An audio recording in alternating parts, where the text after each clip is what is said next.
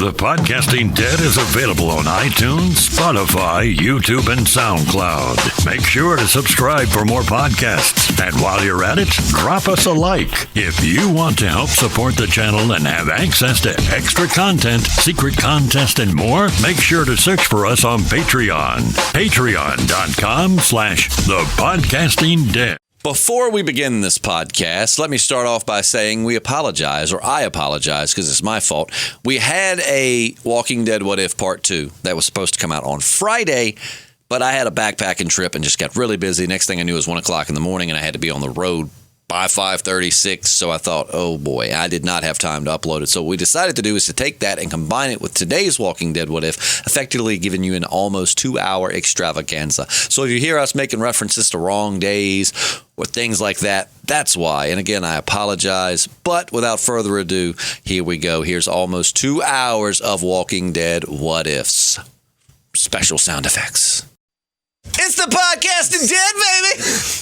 Jesus Christ. Oh, I'm Justin. I'm JP. And we're the Podcasting Dead. We are two guys who work in radio, but we also do podcasting because we like The Walking Dead. This is part 2 of Walking Dead What Ifs, and earlier we were talking about old shock jocks and, you know, just your people to be like, wow, 100, baby! It's 7:43, 52 degrees, here's some whatever, you know, and so now we're just kind of in that, I'm in that shock jock mode. I don't think JP really gives a shit. But here we are to talk more about Walking Dead What If scenarios. And because, man, you guys have been lighting it up to think, JP, we had gotten to a point where we were almost ready to stop doing Walking Dead What Ifs because we were not getting enough. And now we're getting so many, we can't do them all in one podcast, which is great. That's not a complaint. In fact, I love that. What we might start doing to make it fair is getting you to leave as many as you can, and then we'll draw like 5 or 6 each week and discuss them. And then, you know, if it don't get answered, just copy and paste to the next week. That way we can keep it timely, but make sure it's fair that we, you know, not leave anybody out on purpose. So we're going back, but until we figure out that format, we're going back to what we didn't get to on Monday. So before we begin, if you like podcasts, well, we podcast, so follow our channel. Okay, now back to it. What you got, JP? All right, we're starting at the top with Mr. Stefan Miller. We're hitting Stefan this morning. We are hitting, I think Ashley O'Neill's got one. Jonas Belili. Simba Trey, of course, is on the list. So starting at the top with Stefan Miller. What if Rick returns to the Walking Dead scene as a villain if his memories were lost in the bridge explosion and he actually would think he is a part of the CRM, a.k.a. he is brainwashed and partially evil? That would be stupid. Evil Rick. Yeah, I've just seen... That would just be too cliche. I've seen it too many times, yeah. Yeah, well, number one, amnesia. Please, Walking Dead writers who I know are not listening to this show, please do not do some amnesia. At least, I mean, I can deal with some short-term amnesia, right? Like, I mean, because that's very common, especially when you go through a traumatic event. I mean, if he wakes up and for the first little bit, he don't know who he is. But don't make that like the running theme of the Rick movies is, I'm trying to figure out who I am and why I'm strangely attracted to men named Daryl. Yeah. And why I keep thinking the name Carl. Yeah. So, yeah, I mean, that on the surface, that's cool. Like an evil Rick. Mm-hmm. But it's just too cheesy, too hammy. It's just been, I don't even need any other kind of food words I could use to disparage it. You know, I would. It's overdone. Yeah, I don't want to see evil Rick. I don't want to do that. But I'm evil Rick. Yeah. Channels like Rick Sanchez from Rick and Morty, and he comes back, and Daryl's like, Rick, I'm not Rick. I'm evil Rick. I turned myself into a villain, Daryl. Oh, man. Boom, big reveal. I'm a villain, Daryl. I don't know why Rick all of a sudden is sounding like Merle, man. When I have to do these I have a Southern accent, but when I have to do these like accentuated Southern accents, I just get confused. Yeah. Oh boy, but yeah, that is I'm evil. I love that, man. I just want Rick to like redo the Pickle Rick scene from Rick and Morty, but with Rick and Daryl. Jeez. Rick, boom, big reveal, Daryl. I'm evil Rick. Oh man! I turned myself into a villain, Daryl. Oh no! Not and then he kills him. Yeah, that would probably how it Rick, no! I mean, and I don't know, again, why Daryl sounds like, what's his face from King of the Hill, but, you know. Kind of like Dale Gribble. Dale Gribble. I always want to say Boomhauer for some reason. I know Boomhauer didn't want to talk like that, man. You know what I'm saying, man? But Dale Gribble. Yeah. Hank, no! All right, go on. Okay. Stefan, another scenario. Again, with Rick killing Dwight being adapted into the show. What if it got adapted to Negan killing Lydia? As we see, she's been on a downward spiral, and her and Negan have gotten pretty close. What if their story ends with Negan putting her down after all? She doesn't like the idea of people not having freedom after living with the Whisperer and Alpha for so long.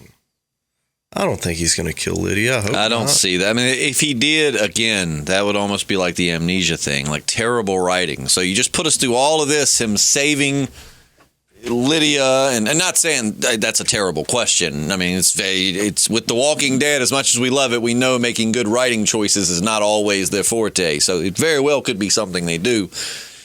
But, I mean, that just would completely erase. Because, I mean, the thing about Negan that was redeeming about him is for a while you kind of didn't know, like, is he going to turn Lydia over to her psycho mom who's going to kill her, and Negan's okay with that? Negan's whole thing is he don't kill kids. And while Lydia's not really a kid, I think Negan, that's kind of where we realized, okay, Negan is good, was his whole relationship with Lydia. I mean, he saved her from getting beat to death by those kids. He saved her from her mom. So to have him turn around and kill her would just kind of erase everything you've done the last season or two. Yeah, he's definitely got that kind of cool uncle sort of vibe going with Lydia. So, yeah, I don't think he's going to kill her. He really does. He's got like that cool uncle that thinks he's cooler than he is, but it's because he thinks he's cooler than he is that he actually is cooler than he is. Yeah. Which is a confusing thought process, I know, but we've all had that uncle, so. I didn't. You didn't have that uncle? No, I actually have no biological uncles. I have I have one uncle by marriage. No. Yeah, I only have one. My mom, it's 4 of them. My mom has 3 sisters, and I only have one uncle, and he's by marriage. Yeah, I don't have a biological uncle. Both of mine were through marriage. And they weren't like, I mean, he was older. I mean, he's a funny guy, but he was not like the cool uncle that, he's nothing like Negan, let's put it that way. Well, maybe on the next one. Maybe in the next life. Yeah. All right, Stefan's got another good one. What would you have thought if the Rick killing Dwight got adapted to Daryl and Negan in the show? You said Dwight death had to be heartbreaking, and what would be more heartbreaking than Negan after how far he's come?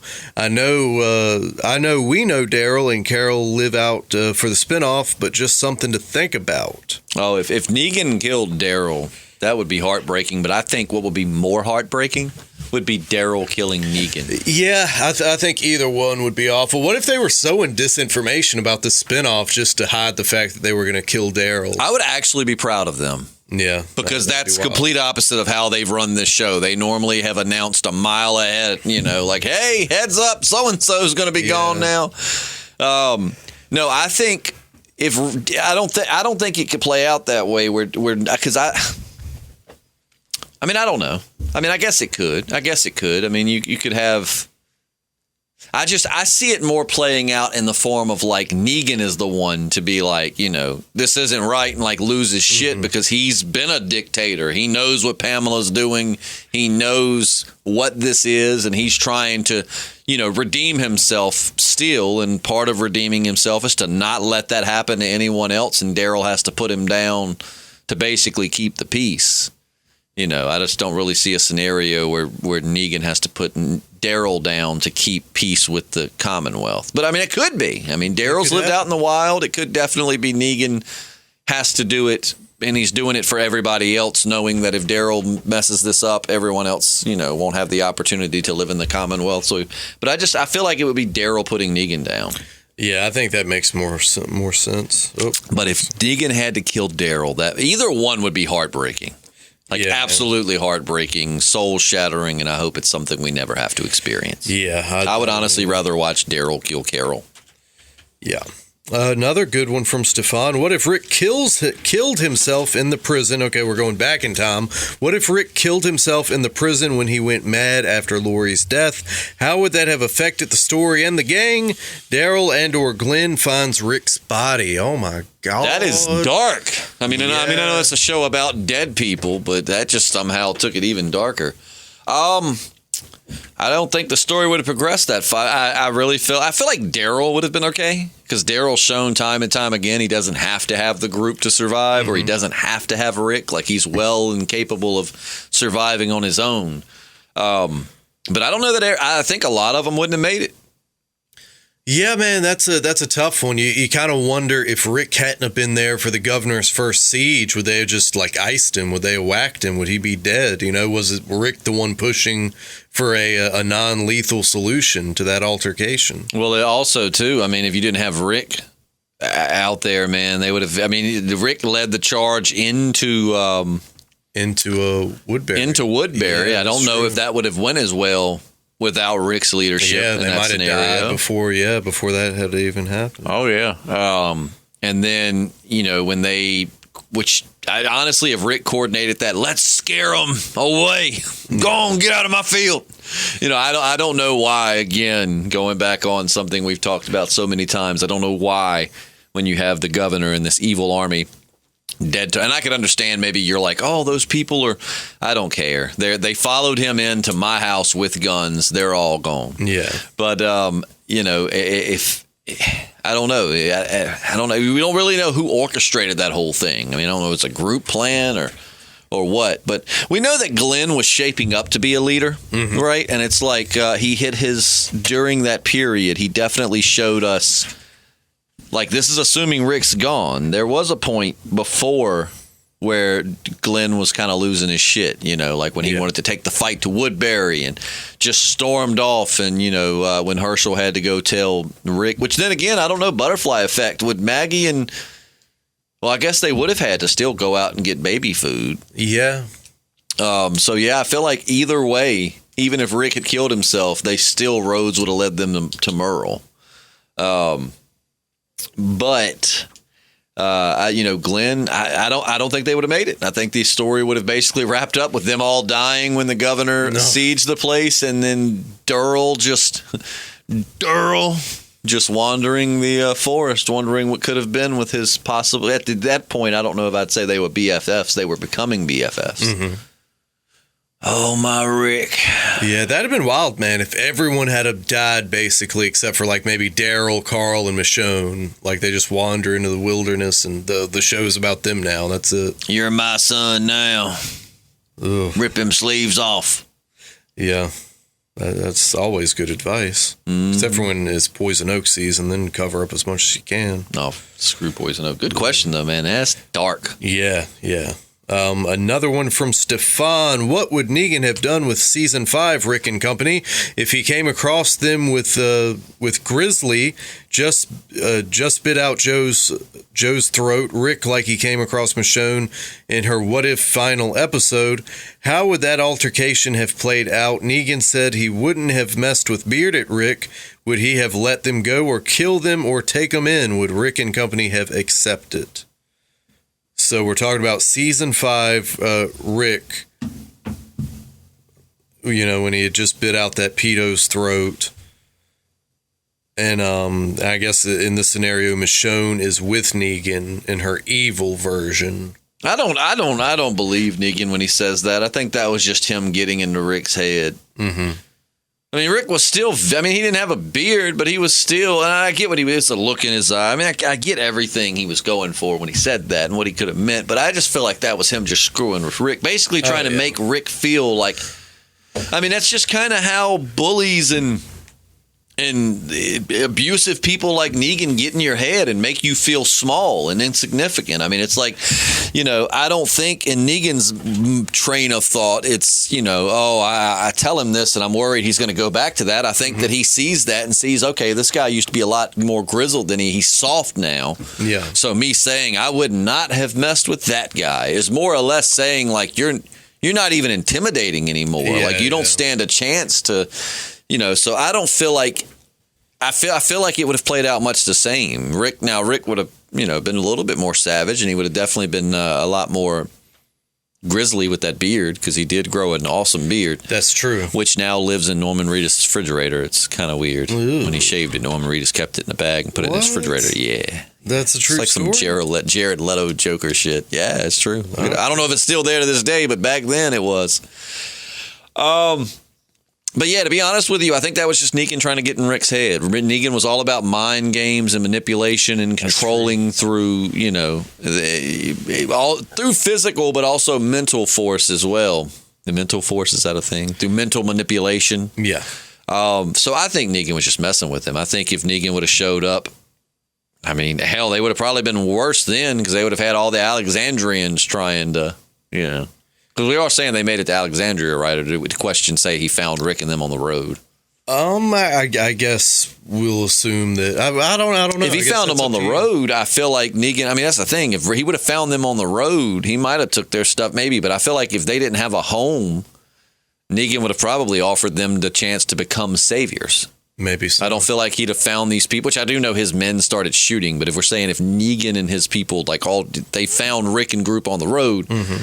I mean, yeah, you can take their stuff, but Negan's whole thing was people are a resource. You can you grow by having people do stuff for you. So just robbing them and leaving them on the side of the road or killing them doesn't seem like Negan's method. I believe Negan might have took half their stuff, or maybe he even wouldn't have done that. But it would have been like, look, they don't have a home. Let's make that Rick guy look savage as hell. Let's make them into saviors. That's the way I see it playing out. Yeah, definitely a cool little alternate reality there, Stefan. Here's another one. Do you think Rick would have still spared Negan if Negan had killed Maggie instead of Glenn? And would he still go against Glenn like he did Maggie? In this scenario, it would be Daryl and Glenn against Rick. Carl still dies. Would Glenn have understood Rick's reasons? Or would he not like Maggie because... Or would he not like Maggie because the only reason Negan is still alive today is because Maggie thought he wasn't worth the kill anymore? Furthermore, now that Negan is feeling better about himself and doesn't want to die anymore in the future, will Maggie actually kill him this time thinking he's worth the kill? Picture Maggie just reuniting with everyone, sees Negan, then just slits his throat. Bam, Negan's dead. No Sadiq to help this time. I don't think that's going to happen. I don't see that happening because I feel like you're just rehashing old stuff. You know what I mean? Like right. Maggie, I think the whole point, and again, great question, man. I think Maggie just saw that Negan has suffered. Like, he suffered a fate worse than death. And even if he is kind of feeling better about himself, I mean, he still spent 6 years in that cell? Yeah, something like that. So, I mean, it's like, he's been there for a while. She saw him hit a low point. He wanted to die. So killing him would have been giving him what he wants. And I mean, I see what you're getting at. Like, she might show up and be like, he didn't learn a damn thing. Right. But with that said, I feel like, and two, from a writing point, just rehashing old stuff. I mean, I definitely think she'll be there and she'll definitely have some animosity. Like, why the hell is he out? Type deal. Yeah. And it could be, but it's like, don't drag it out. And as far as the first part goes, if Negan had killed a pregnant Maggie, I don't think they would have let him live at any point. No. They would have, he would have been done. And I don't know if he knew she was pregnant at that point. So that could have been used, like I didn't know she was pregnant. I don't kill kids. I wouldn't have killed her if I would have known she was pregnant.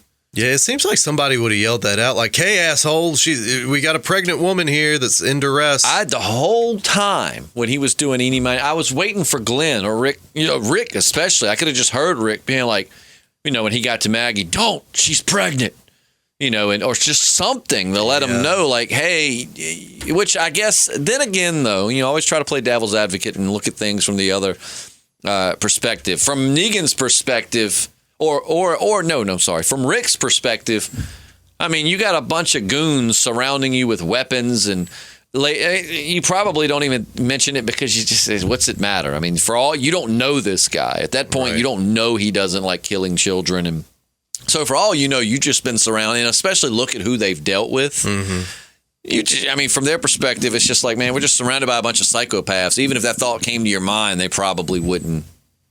You wouldn't think they would care. Yeah. But also, you feel like if the thought would have came to your mind, you would have just spit it out. I mean, you think you would have shouted out anything, that possibly could have helped. Yeah. I don't know. I gotta poop. Yeah. Mr. Negan, man, if you're going to kill me, that's fine. But do you want me to poop on you? Can I please get like a 5-minute intermission? My tummy hurts. I think that's fair. I'm pooping Rick. Ooh. Oh, boy. Stefan's got a few more. Here's another good one, man. Another good Negan-centric question.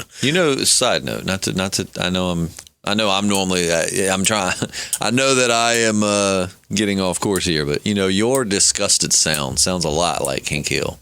What did I say? I just imagined when I had said, it's like, I'm pooping Rick, and you were like, oh. I just imagined like Hank Hill's hiding behind a tree going, oh. Yeah, I think that's just I didn't even realize I did it. Don't mind me, I'm just looking for some propane. That's how deep Hank Hill is inside me at this point. And we could all be so lucky. Yeah. Stefan, 5 days ago, do you think Negan would kill Dwight and or Sherry or vice versa if he and Sherry made their way back to the main show before it ended? Say the end of the Whisperer War. Remember, Dwight lied about Sherry and betrayed Negan multiple times, and we all know what Negan did to both Dwight and to Sherry. Not new Negan, I don't think. I think he would crack some jokes. Yeah. I think that, because in the comics, he kind of, laughed at Dwight and stuff after he had been captured, cracked jokes with him and stuff. I mean, if he can learn to become, like to Daryl, Daryl, if he can be friendly with Daryl, I feel like he could be friendly with Dwight. And I know Dwight was his inside man and he betrayed all of that, but I feel like this new reformed Negan would probably just brush it off. It's water under the bridge. I don't think he would be like, I love you, Dwight. Yeah. But I think that he would just be like, oh, somebody was full of shit. But I don't think it would be something he would make like a personal vendetta to get back at him for. And plus, it's like a decade later, know. So now Dwight, on the other hand, seeing the guy who was boning his wife for so long, he might let sleeping dogs lie. You're exactly right. You might have actually Dwight trying to kill Negan, especially if he gets back and finds out that Negan's, been let out of his cage. Right, and he wasn't there to see Negan save Lydia in the snow. He wasn't there to see Negan, kill Alpha. So he doesn't know about, all these. Did you say save Lydia in the snow? Did I say Lydia? You meant Judith in the snow. And then he did save Lydia, though, but that wasn't in the snow. That just was. Yeah. But yeah, they just like Maggie, come back and I think Maggie will be less likely to try to kill him, whereas Dwight might just do it like, oh crap, he's loose. Yeah. So that would be bad. I do hope Dwight makes his way back to The Walking Dead. I believe he will. Well, with one season left, who's to say? But anyway, no, with one giant season and another 6 episodes of season 10. So we still got like a lot of episodes left. Yeah. Stefan Miller going off the other question. Melissa McBride also signed a contract for the spinoff with Norman. So who do you think will get Andrea's comic death? And also, spoiler alert, are you ready? I don't know. If it's a spoiler, like spoiling dead type stuff, I don't want to know it. Well, it's addressing something that may or may, well, according to him, is confirmed not going to happen in the finale. Oh, God. It better not be that Negan don't fight Beta. No, it's not that. It's involving a character death. Rosita? No. One that we've pretty much, said it's got to happen. It's going to happen. Father Gabriel. Right. Oh, yeah. That's kind of like Glenn's death, though. It's just such an iconic moment. You can't not do it. Well, according to Stefan, Gabriel is confirmed for surviving the finale. Damn it. Not that I wanted Father Gabriel to die, because I really have liked Father Gabriel's character development. Mm-hmm. He really started as this little Weasley, weak, just defenseless little coward, and he betrayed the group, and just he's really grown as a character. So it's not that I want him to die because I don't like him and I like the actor that plays him. It's just, man, okay, well then who's going to get his death? Because someone's going to get it. That's too iconic. Because remember, Abraham's death in the comic was super iconic. However, he didn't get it. Denise got it. Mm-hmm. But we know the writers rarely leave out these super, the katana. Oh, yeah. In the comics, spoilers. Sorry, 3, 2, 1, spoiler warning, go. Tyrese is the one to get his head lopped off by the governor. So they still, even if it's not the same character that dies, they still keep those iconic deaths and moments, even if they give them to another character. So if Father G ain't going out in the way that he did in the comic, who is going to get that death? Oh. Who could you see getting that death? What if it was Negan? No. Yeah, it can't be like a super vital character, but at the same time, Luke. Oh, God, it's going to be Luke. You think it'll be Luke? It's going to be Luke. Oh, God, no. No. Angela Kang, you know what? You did all of these months of reshoots. You're going to have to go back and reshoot. If it's Luke, because spoilers, let me tell you how Father G dies in the comics. And if you don't want to know, then you might want to go away for like a minute and come back. Sorry. But in the comics, and I want you to see, if you haven't read the comics and you don't care about comic spoilers, why I'm so... Luke is awesome. Luke is kind of like Jesus in the fact that I think he's an underutilized character. He's... I don't think that necessarily he needs to be like a main every episode character, but at the end of the day, I would like to see more of him. He's very enjoyable on screen. He's got great interaction and chemistry with the other characters and the other actors on set, and I just like the character a lot. Whereas in the comics, I really didn't give a shit about Luke. Yeah. In the show, the actor has just made him such an enjoyable character. But so Father G is going down this water tower ladder, and he falls, and he's like quite literally almost snaps his ankle off of his leg, and he's hanging there. Beta walks up, guts his ass, and what does he say? Something like he tells him to shh, and he's like, you something. I can't remember. I can't remember either. Something he says as he walks away, and then we see the walkers converge, and then after they leave, there's nothing but like a skeleton and part of his head left. Like, it's just a horrific death. And if sweet little Luke gets that death, I ain't gonna do nothing but bitch about it, but still, bitch I shall. Who do you think? I just pulled up the panels. He falls, and dude, it's like a compound fracture. Oh, he like, straight up see the snaps bone coming out. Yeah. And then, Beta like disembowels him and says, "I release you," and you just hear Father Gabriel, and then get out of here, spam mail, and then the zombies just like eat him down to the bone while he's hanging there upside down. Yeah. It was a very, very iconic death. One that I remember reading like when I got that comic, and I think I texted you and was like, "Yo." Oh my God! Have you read it yet? And then, then as Beta's walking away, he says back to Gabriel, "You should have whispered." And then you see just all the zombies walking up towards him and just ripping into him. Which, fortunately, I'm pretty sure he was dead by the time they started eating him. Don't you think? His guts are hanging out. So, his guts are hanging. Yeah, like his fist is clenched and his eyes are rolled back as the zombie. So I don't know, man. I don't know if he was dead. I think Luke is going to get that death, or I don't think they would give that to Jerry. But Luke is probably the one that's going to get it. Who do you think? Put your thinking cap on it. If it's since it's not going to be Father G. Which, again, why is this confirmed? I'm sure the Spoiling Dead or something confirmed it, but why is this confirmed? Yeah, I don't know, man. I don't know. But who is it going to be then? I don't see Jerry getting his big butt up on that tower for one thing. I'm not saying he couldn't, but I don't. But dude, just looking at these panels, man, and I finally got one that shows the complete thing, like Father Gabriel screaming, and then you see a voice bubble, "I will help you," and then you see Beta just sinking his knife in his gut, "I release you." Jeez, man, I got to turn that off. Let me see it real quick. Hand me the phone. I haven't seen it in a while. I haven't seen it since I read it. But so put your thinking cap on as you hand that to me, and tell me, who do you think will get it? That's coming to you. I think Luke's a fair guess. God, I don't want to see Luke go out in that way, man. I don't know. Like I said, it's got to be someone. Oh, yeah, man. God, that brings back memories. Yeah, doesn't it? I'll help you. Oh, man, just. Yep. That's a bad break, too. Yeah. But aside from Gabriel, and who do you think's going to get Andrea's comic death? You still banking on Rosita? I think Rosita's a fair guess, but man, I really wish they wouldn't. Like, poor Coco.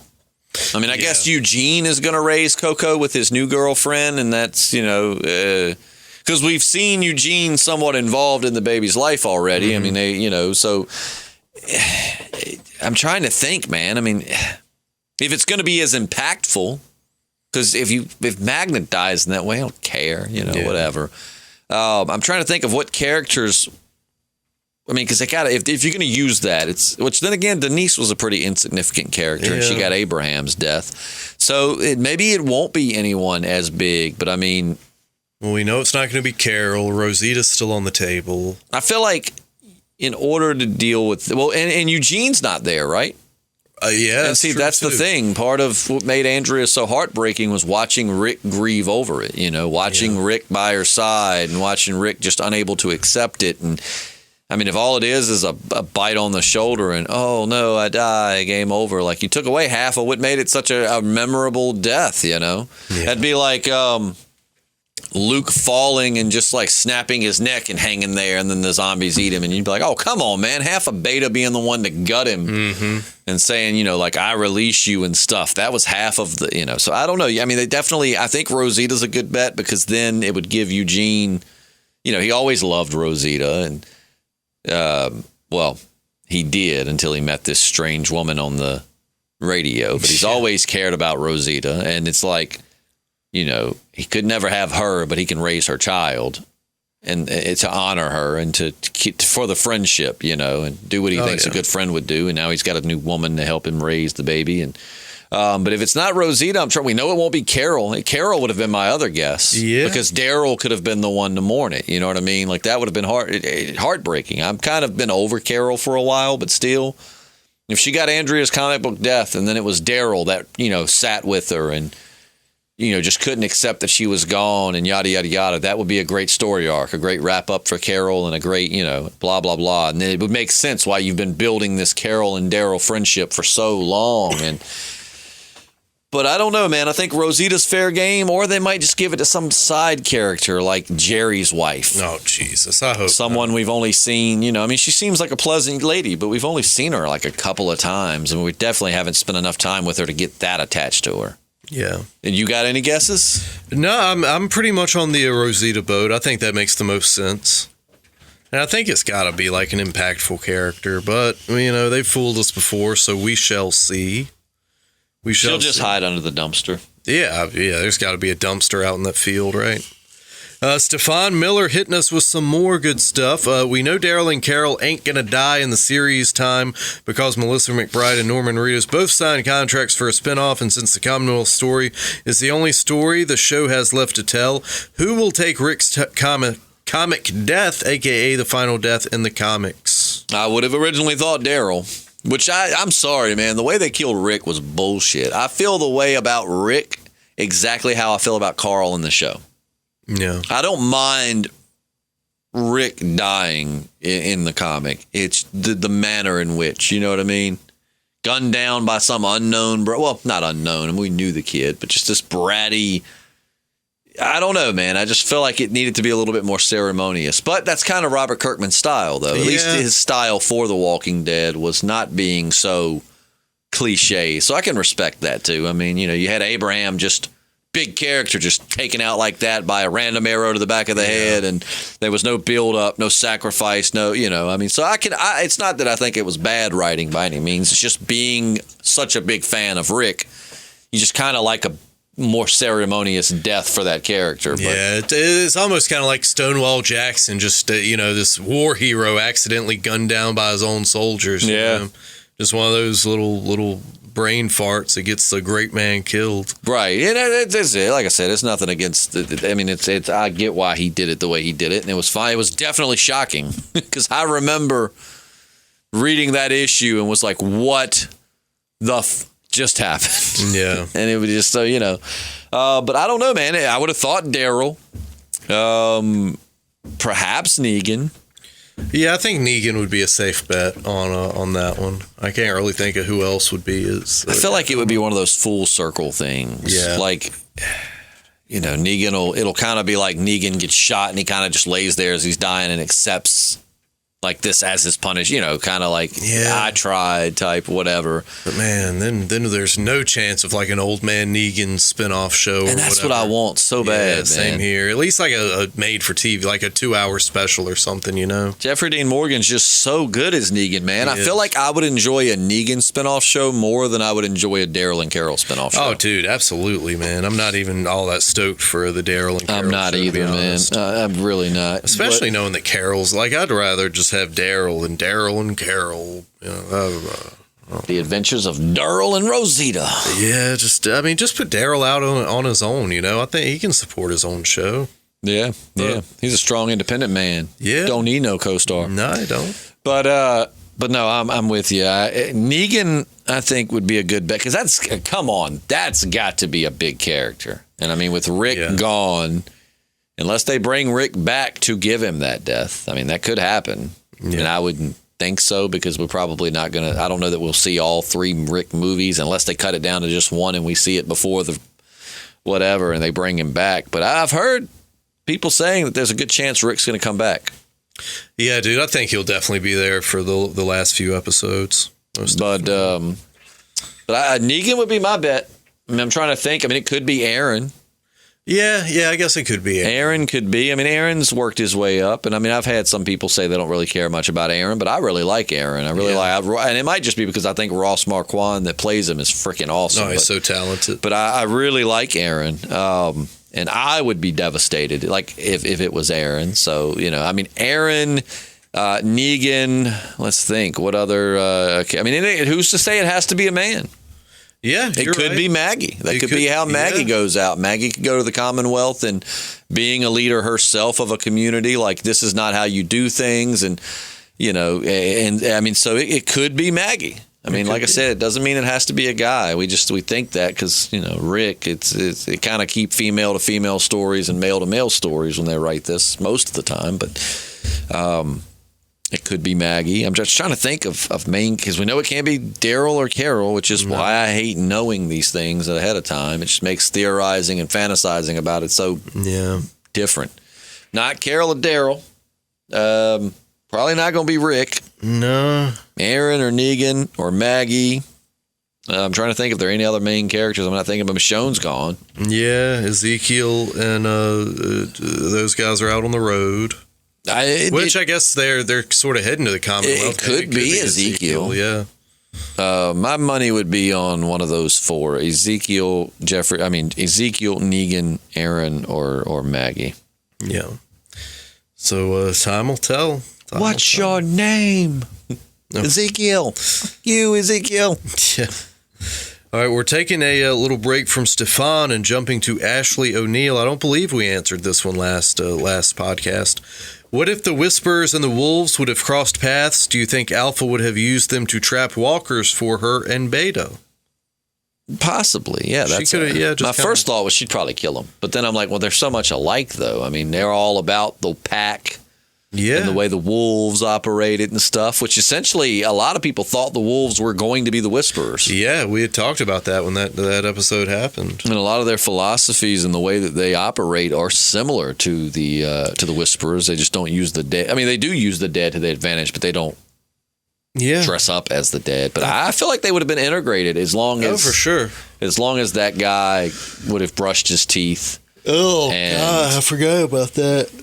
Because I think if Alpha would have showed up and just, you know, I feel like this guy, there would have been a fight. I feel like a few would have died. But once this guy, you know, realized that this group and their group are very similar in the way that they just take what they want.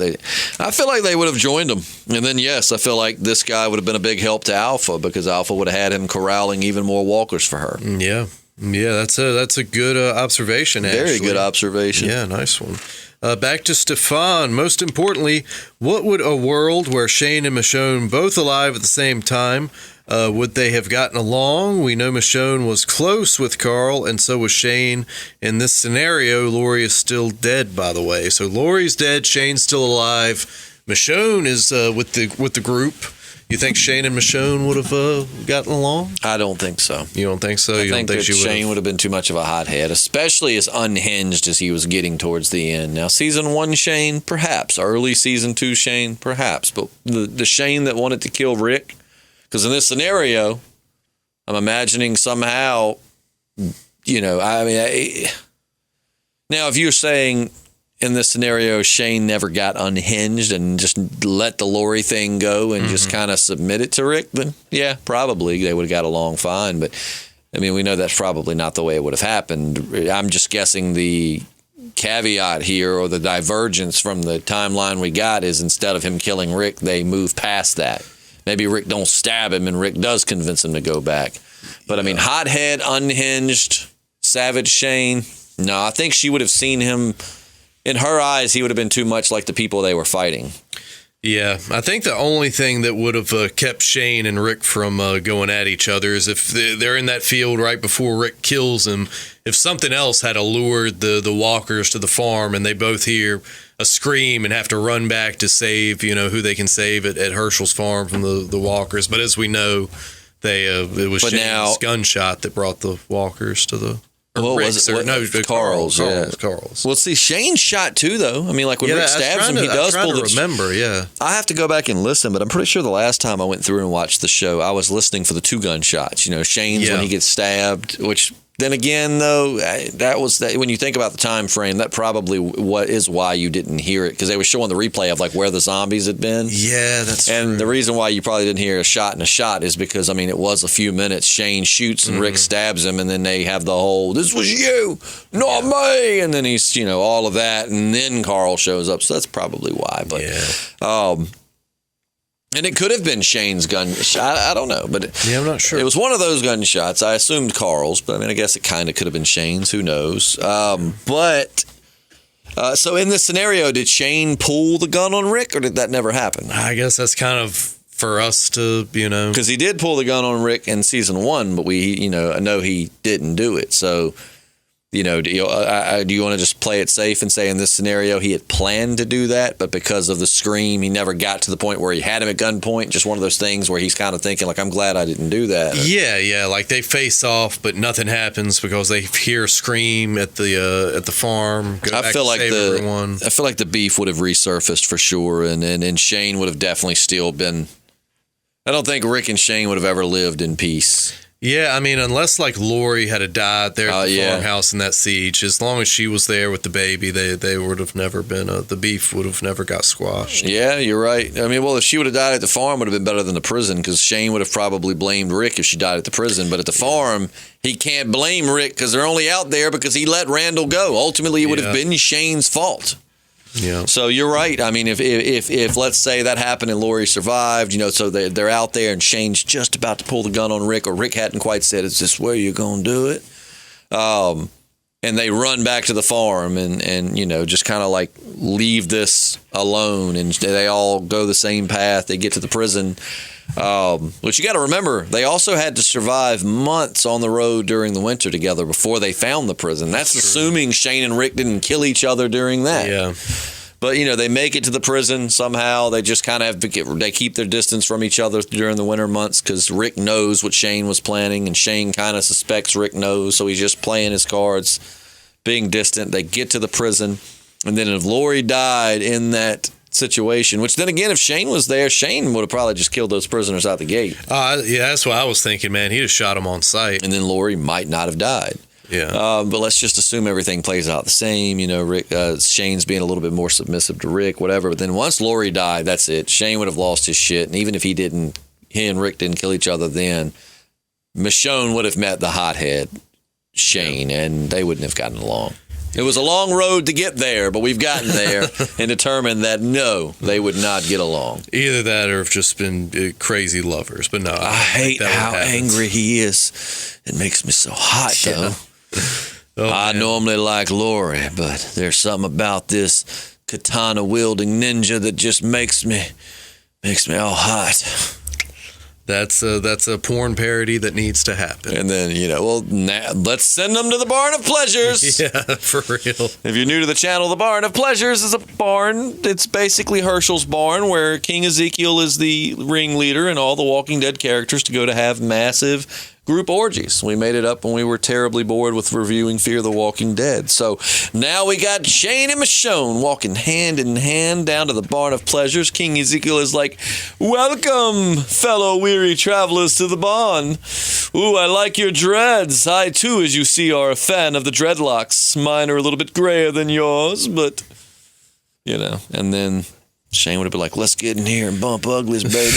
Yeah, that's probably exactly what he would have said. And then, Michonne would have been like, give it to me, you angry man. Oh, boy. Can I call you Lori? Oh, no. You do it and I'm going to cut your wiener off with my katana. I like it that you called it wiener. Now I'm even hotter. Oh, Lord. Do you think they would have let Lori and Rick join into the Barn of Pleasure? I don't see why not. Lori, everybody's going, Lori. Yeah. Well, no, Lori's dead at this point. Yeah. So Rick's just in the window doing Dale face. Yeah. I just lost my wife, and now he's getting booty. I kind of want booty. Hey, I can't blame him there. But good one, Stefan. You always Man, thank you for putting so much effort into Walking Dead What Ifs, Dan. You're awesome. Stefan's not done yet. Don't get it twisted now. And I got to scroll. My thanks remains the same. Yes. When Merle and Glenn fight in prison after Merle comes back, and Merle has his hand blade against Glenn's throat. What if Merle killed Glenn in that moment? Maybe accidentally. We don't know what would have happened once Rick and company returned from their first altercation with the governor. It's funny because I always kind of thought we were going to have a of mice and men moment with Daryl and Merle, where Daryl was just going to have to put him down and see that he wasn't going to change. If Merle would have killed Daryl, if Merle would have killed Glenn, Merle would have died. I feel like Maggie would have probably just shot him. Yeah. But if that wasn't the case, when they got back, I feel like Daryl would have been, we would have, like, let's just imagine that that's how they were writing it. I feel like Daryl would have just took him out in the backfield and been like, remember when we were brothers? And, well, they were still brothers, but, he would have took him out, like, to the little creek behind the prison and been like, remember when we were little boys? You used to eat all my Milky Ways, and I always said I hated you for it. Some stupid shit like that. And Daddy used to beat us around the house, yada, yada, yada. And Merle would have just been, like, looking out in the woods, like, just shut up and do it, you pansy. And Daryl would have been like, I love you. Boom.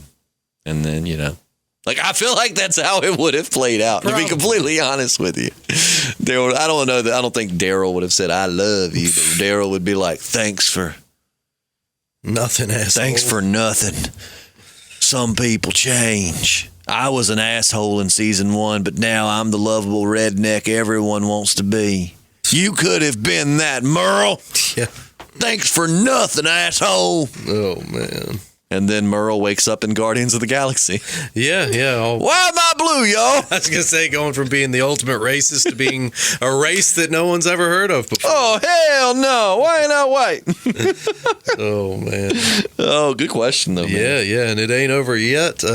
What if Lori slept with Shane after Rick in a coma and then just became closer, but never intimate? Would Shane have still lived? Wait, say that again, because I looked away, and I swear I thought you said, what if Lori slept with Rick while he was in a coma? Oh, no. I don't think he can. Well, no, he would have been catheterized, so definitely wouldn't have got. She would have said, Come here, Rick. Come here, Rick. Give Mama some sugar. Okay, so let me. So what if Lori slept with Shane after Rick in the coma, and then just became closer but never intimate? Would Shane have still lived? So I guess they're saying they hooked up, but it was just like a one and done kind of thing. Well, I don't think that's possible, because that's kind of, it seems how it started at the camp, right? It was just kind of like an in the moment thing, and then Shane just kept wanting it, and it became like a regular thing. But if it would have happened in this scenario, and Shane was able to accept that it was a one-time thing, that they were close, but they were never going to sleep together again. I mean, that's the way I'm assuming, because if it didn't play out that way, then it would have played out the same. Shane would have just been hung up on her and crazy about her, and I don't know that Rick would have been so forgiving of Lori had it happened while he was in a coma. Right. But he might have. Hey, you thought I was dead. You didn't know if I was going to wake up. I get it, But I'm just imagining that in this, they stayed friends, but Shane was able to accept it. I mean, my God, there might have been some friction, but I mean, Shane might have made it a lot longer. He might have, man. He might have. This is a good one, man. Stefan Miller hitting us with, what if Carl shot Rick when they were in the house and Rick was acting like a walker only just to say, don't go outside? What if Carl shot Rick in that moment? Would he have survived on his own like he believed? Would Michonne still have showed up, and how would she react? And how different would things have played out? It would have played out a lot different, but that's a great Walking Dead what if. That is awesome, because I have thought that myself, because Carl came so close to shooting Rick. Yeah. I mean, I don't think Michonne would have been mad at Carl, because you got to think, the one luxury Carl would have had if he would have pulled the trigger is he thought his dad was a walker. Right. It was not like he was shooting him because he was mad at him or just whatever. Like, Carl thought his dad was turned into a walker. So, and Michonne knew how injured Rick was after the fight. Yeah. So if I do think Michonne would have showed up, and I do think Carl would have survived for a while, because without Rick, they might not have went into that house, or because it was Rick who stayed in that house, killed the guy, and then they were tracking them. So I don't know that they would have had to have dealt with the claimers in the same way they did, because Michonne and Carl had went off to town. Mm-hmm. So they might have still went off and just not went to that house. Yeah, I can see that too. But if he would have done it, I do think that Michonne would have shown up, but I don't think it would have been. I mean, he would have spent his whole life thinking his dad died of injuries and he killed him as a walker, and not realize that he just gunned his dad down while he was still a living, breathing person. Well, man, here's a good follow-up from Stefan. Oh, well, hold on. I was going to say, but to address one more question, I try to answer every question they give. No, I don't. If Michonne didn't show up, I don't think Carl would have survived on his own. I think the whole point of that episode was showing us that he couldn't survive on his own, and he had accepted that. Yeah, unless he found another group, he wouldn't have made it out there on his own, for at least definitely not like through the winter months and all that stuff. Yep. But here's a really cool follow-up. What if Carl killed Rick after seeing him kill Shane? Ooh. That going back to Herschel's farm. Yeah, well, kind of what we thought he was doing was pointing a gun at Rick. Like, I thought he had watched Rick kill Shane and was like, yo, my dad's psycho. Yeah. Peace out, Pops. Yeah, that would have been that would have messed Carl up bad. His surrogate father's dead. He just killed his real father. His mom's kind of a biatch. He would have grown up to be a little psychopath. Yeah, that would have sent him down a path to be worse than Negan or the governor or anybody. He would have been like the next big bad villain. Yeah, I mean, you would have changed the whole trajectory of this entire show. I mean, imagine if Carl had to go back and tell them that he had just shot Rick because he watched Rick stab Shane to death. Yeah. Number one, how would Lori have taken that? I mean, think about how that would affect Lori. She had just previously told Rick that something had to be done about Shane. So in her mind, Rick's not there to tell her the whole story, that he let Randall out, all of that. So in her mind, she thinks that Rick just got alone with Shane and did exactly what he said. But now your son has killed your husband. Yeah. I mean, God knows, man. I mean, how would anybody have taken that? I mean, Herschel at this point believed in Rick and he liked Rick. So, I mean, I don't know if Herschel would have wanted Carl on the farm. He might have kicked Lori and Carl out. Yeah. Yeah, that's a tough one. Which then again, if he would have shot Rick, still the gunshot would have attracted the walker, so he wouldn't have had time to really walk back to the house. Yeah, that's true. And explain too. that. He would have went back to the house. But then Carl would have probably died. If it wasn't for Rick's actions in the barn, Carl probably wouldn't have made it. Yeah. Carl would have just tried to run home and probably got intercepted by walkers and torn apart because he wasn't really a warrior then. So, I mean, Rick's the one that took him to the barn. Rick's the one that poured the gasoline and lit the fire. And I don't know that I think Carl would have actually, no shit, long story short, I think Carl would have shot Rick and then would have died because Rick's the one that turned around and saw the walkers and was like, oh, shit. Yeah. And they started going. I mean, Carl might have just had them creep up on him, and either way, Carl would have died. Yeah, and there definitely would have been a lot fewer survivors, if any. Yeah, Jeez. So long story short, man, I feel like truly that Carl would have died had he have shot Rick, and Shane and Rick both dead. Carl's gone. Yeah. With that horde that size, there's no way. No way. No way. What if Rick and company never met up with Glenn's group at Terminus and instead met up with Carol and Tyrese? Would Rick have forgiven Carol in this context for what she did to Karen and David? And would Glenn and company been able to survive and make it out of Terminus on their own? That is a damn good question, man. Is it still Stephen Miller? Yeah, it's still Stefan. Jeez, man, you got some damn good questions. I mean, that really is a really good question. I mean, no, I don't know that Glenn and them would have survived. I mean, Rick was the one leading the charge on remember to go for their eyes. Right. I mean, Abraham is a soldier, and he's capable, but I don't know if it don't look like, from the little that we saw when they first meet in the train, it don't look like Abraham really had a plan. He's just kind of sitting there like, well, shit. Yeah. Well, shit.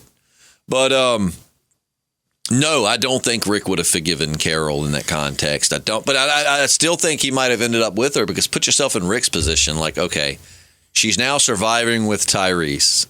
Clearly, she probably hasn't told him what she did. Yeah. If I tell him now, he's going to kill her, and Rick let her go, sent her off for two reasons. One primarily being, I won't have you there. My kids are there. What if it was Carl or Judith? But another reason was because he knew that if he would have told Tyrese would have killed her. Yeah. So, I mean, it was as much for the safety of the people he cared about as it was for her own safety.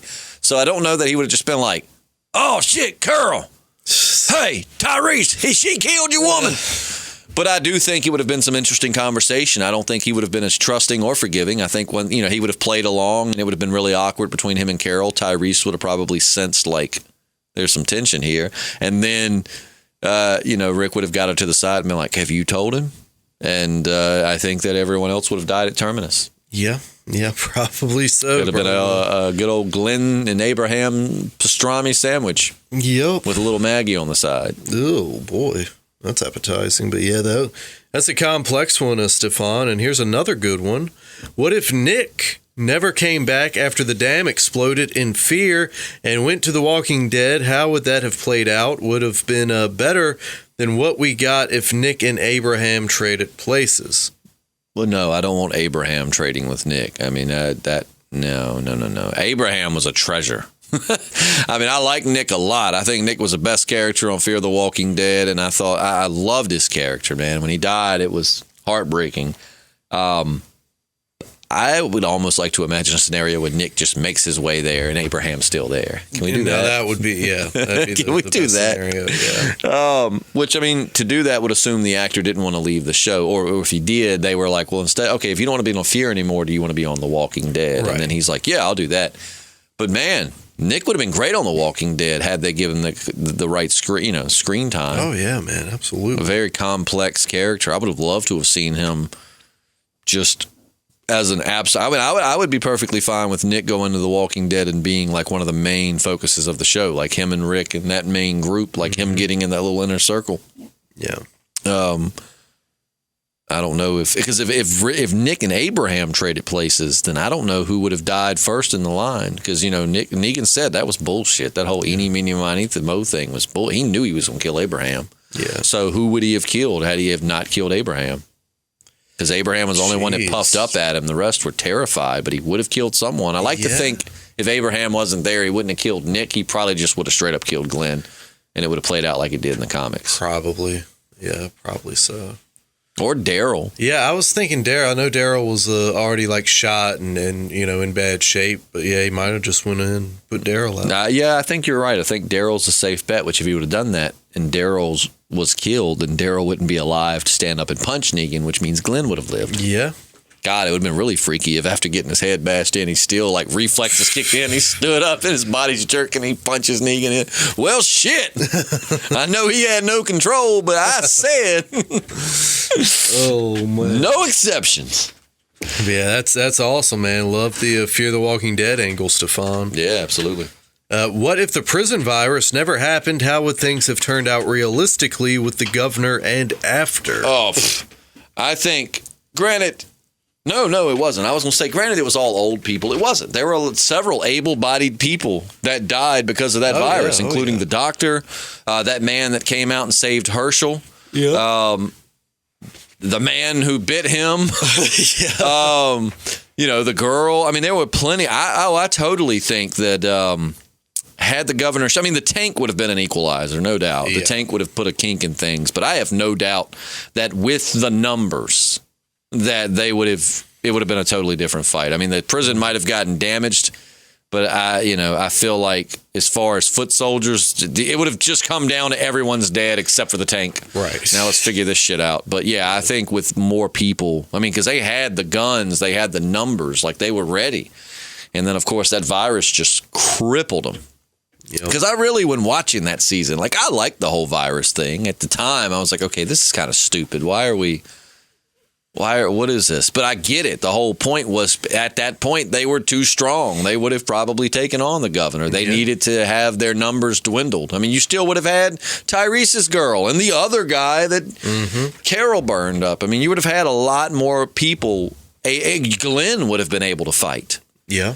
You would have had a lot more able-bodied fighters to, hell, who knows? The governor might have rolled up and been like, oh, shit. I didn't realize they had this many people. Yeah. All right, take one pot shot with that tank, and if it don't wipe them all out, let's go home. Yeah, no kidding. Man. But, I think it would have went way differently.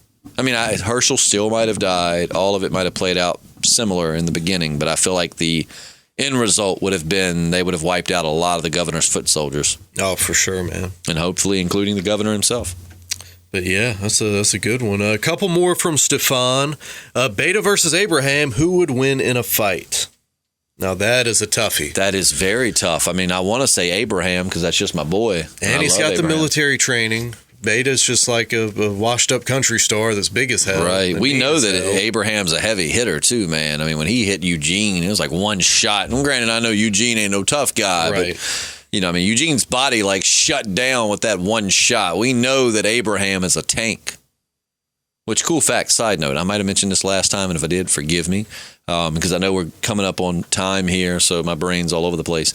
But did you know Abraham, Michael Cutlitz, was in, remember that Bruce Lee movie about Bruce Lee?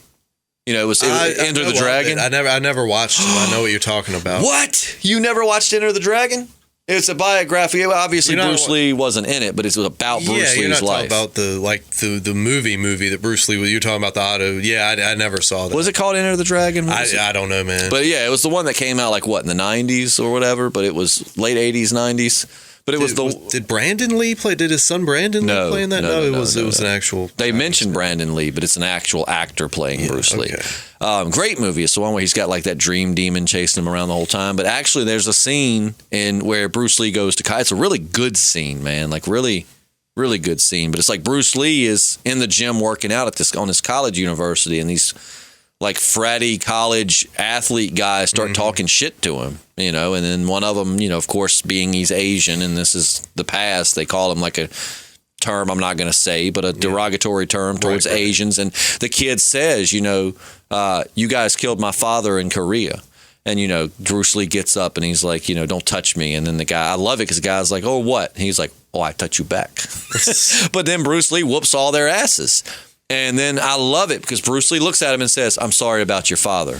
That wasn't me. I'm not Korean. I'm an American. I just love that scene. But then as they're walking out, I had this epiphany because I watched that movie again the other night. Abraham's in it, and he's not nearly as big as he looks on The Walking Dead, but he's just this young college guy. There's one of the kids that comes up to Bruce Lee and is like, can you teach us how to do that? And then they start training under Bruce Lee. He's a very minor character, but it's Michael Cutlitz. Man, you have to pull up that scene for me sometime. I will pull it up as soon as we get done with this. I hope, and you can see it. I'm glad Bruce Lee fared better in that movie than fictional Bruce Lee did in Once Upon a Time in Hollywood. Oh, yeah, because Brad Pitt whooped. No. Was it Brad Pitt that whooped? Yeah. Great scene. But yes, no, I really want to say I'm giving it to Abraham. Yeah. I mean, I feel like half of Beta's intimidated. I mean, granted, the Daryl fight Daryl's a rough and tumble dude, but I mean, Daryl's also not that big. He looks stocky, but Daryl in reality is not a big guy. Yeah. I know at the beginning of the show, I looked it up, just looking up facts about him. I think Norman Reedus was like 5'10", 150 pounds, like the first several seasons of the show. And Rick was right around the same. He was a little bit lighter than Daryl. But I just feel like Abraham, it would be a brutal, grueling fight, but I feel like Abraham would come out on top. I think if Abraham took him down to the ground, I think it'd be over. I think he'd lock him up and it would be done. Look at Savage Abraham when his wife, when he killed those guys in that flashback, just beat the dude's head with the freaking can. I mean, Abraham was a savage. Abraham is, I feel, one of the most underrated characters on this show. Yeah. I mean, maybe not, but in my mind, we don't talk about him enough, and we talk about him a lot. Yeah. No, I think that one goes to Abraham. Yeah. But we'll never know, and that sucks. Stefan Miller, that was actually his last What If. He's just, he started out saying, hey, you guys, as I said earlier, I apologize, haven't been online because of school and everything going on in the world. You got to get that education. Is back, and we love you, Stefan. So we do. Stick around. Yeah, but also we know you got a life you're living, so you do your thing. Yeah, we don't get mad at you. We just come back from time to time if you get busy and say hi. We like to know you're okay. Yeah. All right, we got 4 from Jonas Belili. Are you ready? Yes, but we would have to try. Sorry, Jonas, and we might even have to do a part 3 because we're coming up well over an hour. Oh, geez, yeah. We could always tack them on to next Monday. Well, next Monday we'll be reviewing. No, you're right. We do have one more Monday. Yeah. Jonas, my man, Jonas, I love you, brother. You know I do. You know JP does. If you would be so forgiving, we will tack your 4 on to next week's Walking Dead What If. In fact, we'll start with your 4. Yeah, we'll start with Jonas. Why don't we answer one of Jonas's, and we'll take the other 3 and put them at the beginning of next week's? Because Jonas, longtime supporter of the channel, I don't want to feel like I don't want him to feel like we're leaving him out. So why don't we do one of Jonas's, and then we'll take the rest and put them at the beginning of next week's Walking Dead What If? Okay. Well, the first one, Jonas is. Let me. Let's since we've talked a lot about The Walking Dead, let's do his second question, which is about fear. Sure. What if Madison hadn't sacrificed herself in the diamond? How would she have dealt with the crazy lady and Jenny? Ooh, I think Madison would have been a little bit more savage. Yeah, I definitely think she would have been a little bit more apprehensive about, the whole situation, Well, Morgan was just so caught up in all lives are precious. Right. I don't think Madison would have been like, I'm not straight at Savage Rick yet, but here's the deal. You try to fuck with my kids or with my people, and I'm going to kill you. Madison will Troy his ass. Yeah, absolutely. I think Madison would have honestly probably handled it better than Morgan, to be quite honest with you. I think Madison wouldn't have let the threat persist as long as it did. Yeah, I don't think so either. I'm trying to recall the details from those seasons, and it's a little fuzzy. It is fuzzy because that's why we have the Barn of Pleasures. We very much did not enjoy that last season of Fear the Walking Dead. We are next week, though, going to release. You guys have been asking for more Walking Dead content. You're going to get it next week. We're going to talk about that clip of Morgan that recently came out onto the Fear the Walking Dead's Instagram of like a scene from the upcoming season. So we'll be talking about that at some point next week, along with Walking Dead What Ifs. And we're going to give you more Walking Dead content. Sweet. So. But yeah, it would have been a better last couple seasons of Fear. Oh, absolutely, that's for sure. If nothing else, I would have loved to have seen Madison and Morgan together because it would have kind of been like Morgan and Rick, just in the sense of different ideologies. Yeah. Madison wasn't quite on that just kill anyone who looks at you wrong page like Rick had gotten on for a while. But at the same time, Madison also wasn't afraid to do what had to be done if you were a threat to her, especially her kids. Oh, yeah. I mean, she was Mama Bear to the nth power. And it blows my mind how many people we used to get in the comments going, I'm glad she's gone. I hated Madison. Like, dude, I loved Madison. Yeah, and now it's like, well, you got your wish. She's gone and the show sucks. Right. So there Kim you go. Dickens, come back. We miss you. Please be Madison again. Yeah. Just anything good happen on that show, we'll be all right. Just get the trucker lady off of it. Yeah, Momo. Yeah. We'll go get that Momo down to Momo. Get it for Momo. Oh, could you have written a more clear? And it's so funny because my best friend is a transfer truck driver. And this guy, don't talk like a demondo. I'm going to go down like a Louisiana Cajun guy going down the road with that Momo down there. Oh, if he was on the podcast, he'd be like, what's up, man? Could you have written a more cliche character? Jesus. Yeah. But anyways, so is that the last What If? Yeah, that'll wrap her up. We'll definitely got 3 do more the rest. From Jonas. We We got some more from Simba Trey that we'll tap on next week, and I guess we'll see you Monday. Yeah, we'll have plenty of Walking Dead What Ifs next Monday, but we're already well over an hour. I've got work to do. JP's got work to do. So without a what's the word? Not without a doubt. Without further ado, my God, you can tell I clearly need to step away for a minute, but we will catch you on Monday. I hope everyone has a wonderful weekend. I'm going to go do some backpacking, so if everybody could do me a favor and do a rain dance, because it's been calling for clear weather all weekend. Now, today, for whatever reason, tomorrow is supposed to be rainy. And, hiking, I don't know, whatever it is, like 10, 12 miles up a mountain in the rain isn't the funnest thing. We're still going to do it, but I would prefer it not be raining. So if you could, just do a little rain dance for me. Isn't that supposed to make it rain? But if it's already raining and you do a rain dance, does that have the opposite effect? I don't know, man. If anyone out there, what if it just started raining harder? Yeah, let us know the rules with rain dance. Damn it, podcasting dead listeners, stop dancing! Oh Lord, you're flooding the earth. I don't know. Find the rain dance and do it in reverse. How about now that? There's an idea. Just learn the moves. Reverse rain dance. Just do that for me so that I can because I need to get away so I can have a nice weekend in the woods. It's just myself, the woods.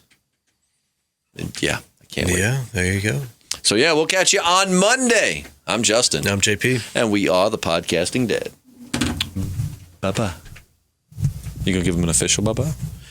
Nah, not this time. Not this time? Nah. Oh, man. Well, shit.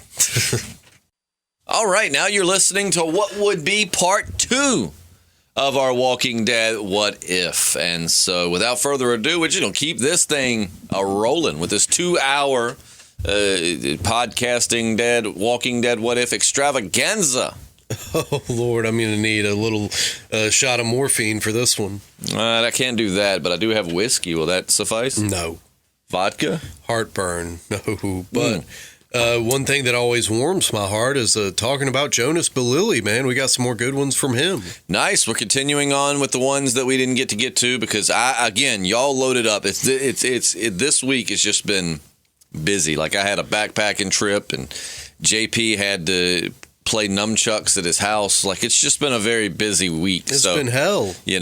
Keep loading those what ifs. Now, remember, before we get into part 2, that there will be no Walking Dead What If next Monday. We will be doing extended discussion on the season 10 finale. And I believe this week I'm going to go back and rewatch season 10 to be ready for it. But still load those questions up. And when we get back to Walking Dead What If, which will probably be a few weeks, because then we got the World Beyond every Sunday we'll be talking about. But we'll definitely, you guys have been asking for more Walking Dead content, so keep the Walking Dead What Ifs loaded in the comment section, and we'll definitely throw some periodically here and there throughout the season, and then once the World Beyond goes off, we can pick it up as regular. How many episodes will there be in the World Beyond?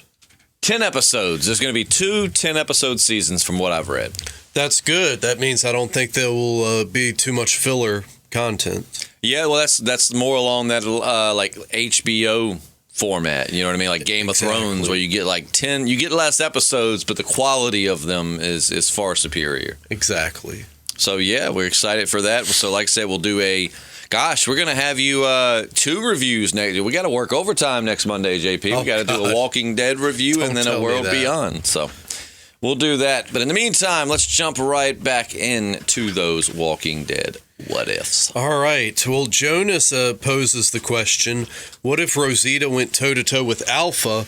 Who comes out alive? Oh, Rosita would whoop that ass. Yeah, Alpha, I mean, she's not really a combatant. I mean, she'll kill you. But she's scrappy, but she also, you have to look at the times where I don't know, she did scrap with Daryl pretty well.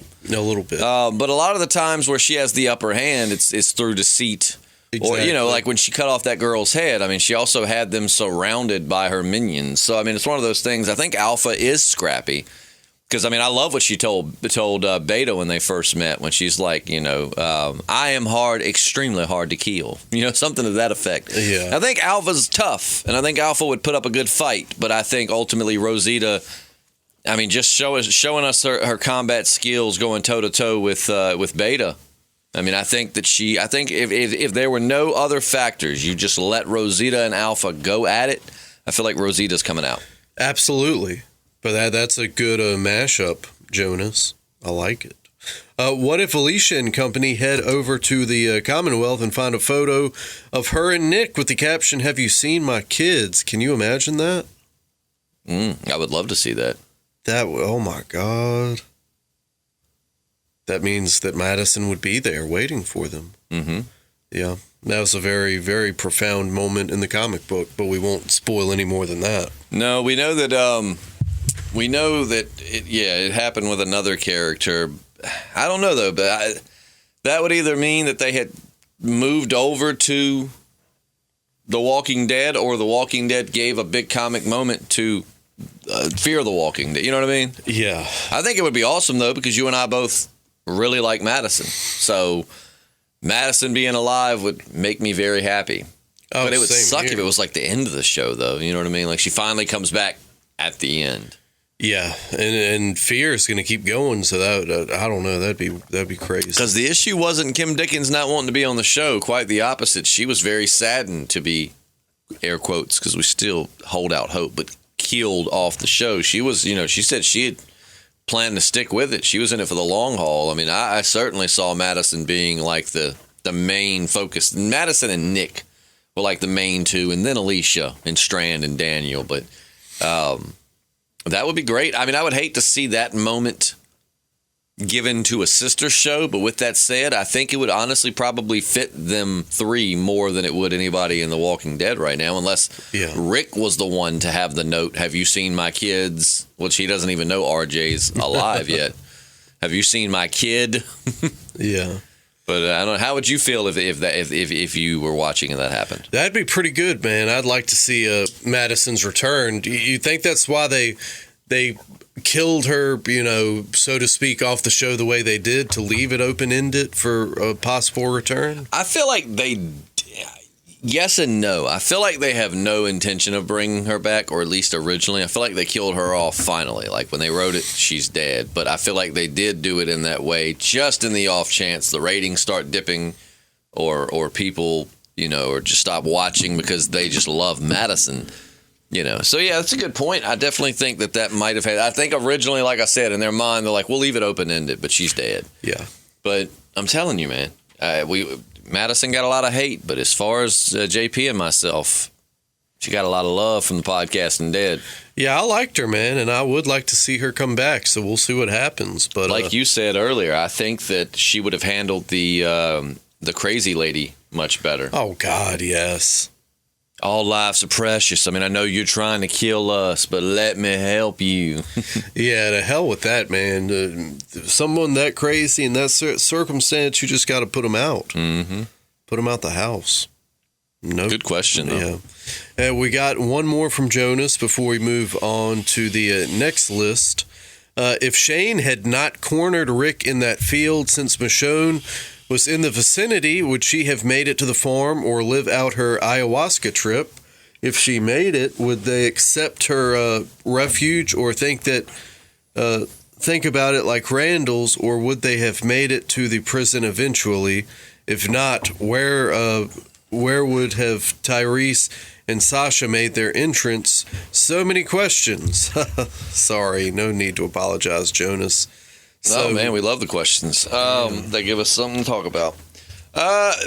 Man, I believe, though, if Michonne would have walked up on Shane and Rick, I don't think she would have interfered.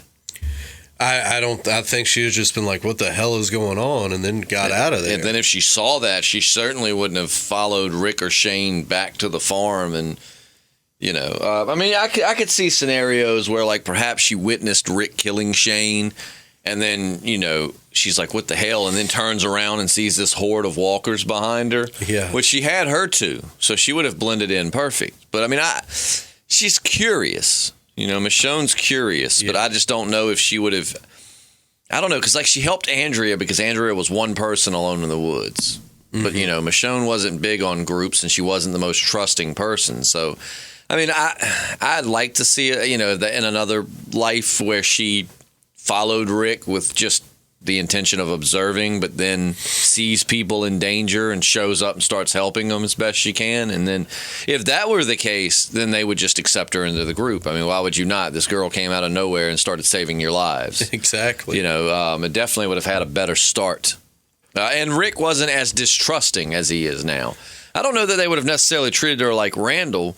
I think that early into the apocalypse, seeing her walking around with 2 dismembered walkers would have probably freaked him out a little bit. They probably would have thought she was crazy. Yeah, I mean, like in a scenario where she just runs out and starts slicing up walkers, yeah, they probably would be like, okay, she was helping us. She saved, I mean, she might have saved Jimmy's life, or she might have saved Patricia's life. But, you know, other than that, if she would have just strolled onto the farm, I think they would have told her to leave. Yeah. I don't know if they would have straight up been like, we need to. Well, we know Shane would have been like, we got to execute a Rick. Damn it, Shane, we can't keep executing everybody we find. Yeah. Damn. Shane was not trusting. Not at all. But like I said, that early into the apocalypse, they were all so innocent compared to a few seasons later where they got a little more versed in the zombie apocalypse, you know. So, I mean, if Michonne herself would have just stepped out of the woods and had a conversation, there might be a chance. I mean, I think that their thoughts were the farm is crowded. That's what Rick told, you know. Limited resources. Yeah, well, I mean, you know, that's what he was telling them in the bar. What was it, Dave and Tony? Yeah. You know, Rick's like, the farm is crowded as is. So I don't know that they would have necessarily let her stay there, but I don't know if they would have been hostile per se. They probably would have pulled guns on her, but, you know, again, Shane would have probably ran up and been like, who is she, Rick? We need to kill her. Man, he was out of control. Shane, damn it. We can't keep killing everybody that's not one of us. Rick, you got to make the hard choices.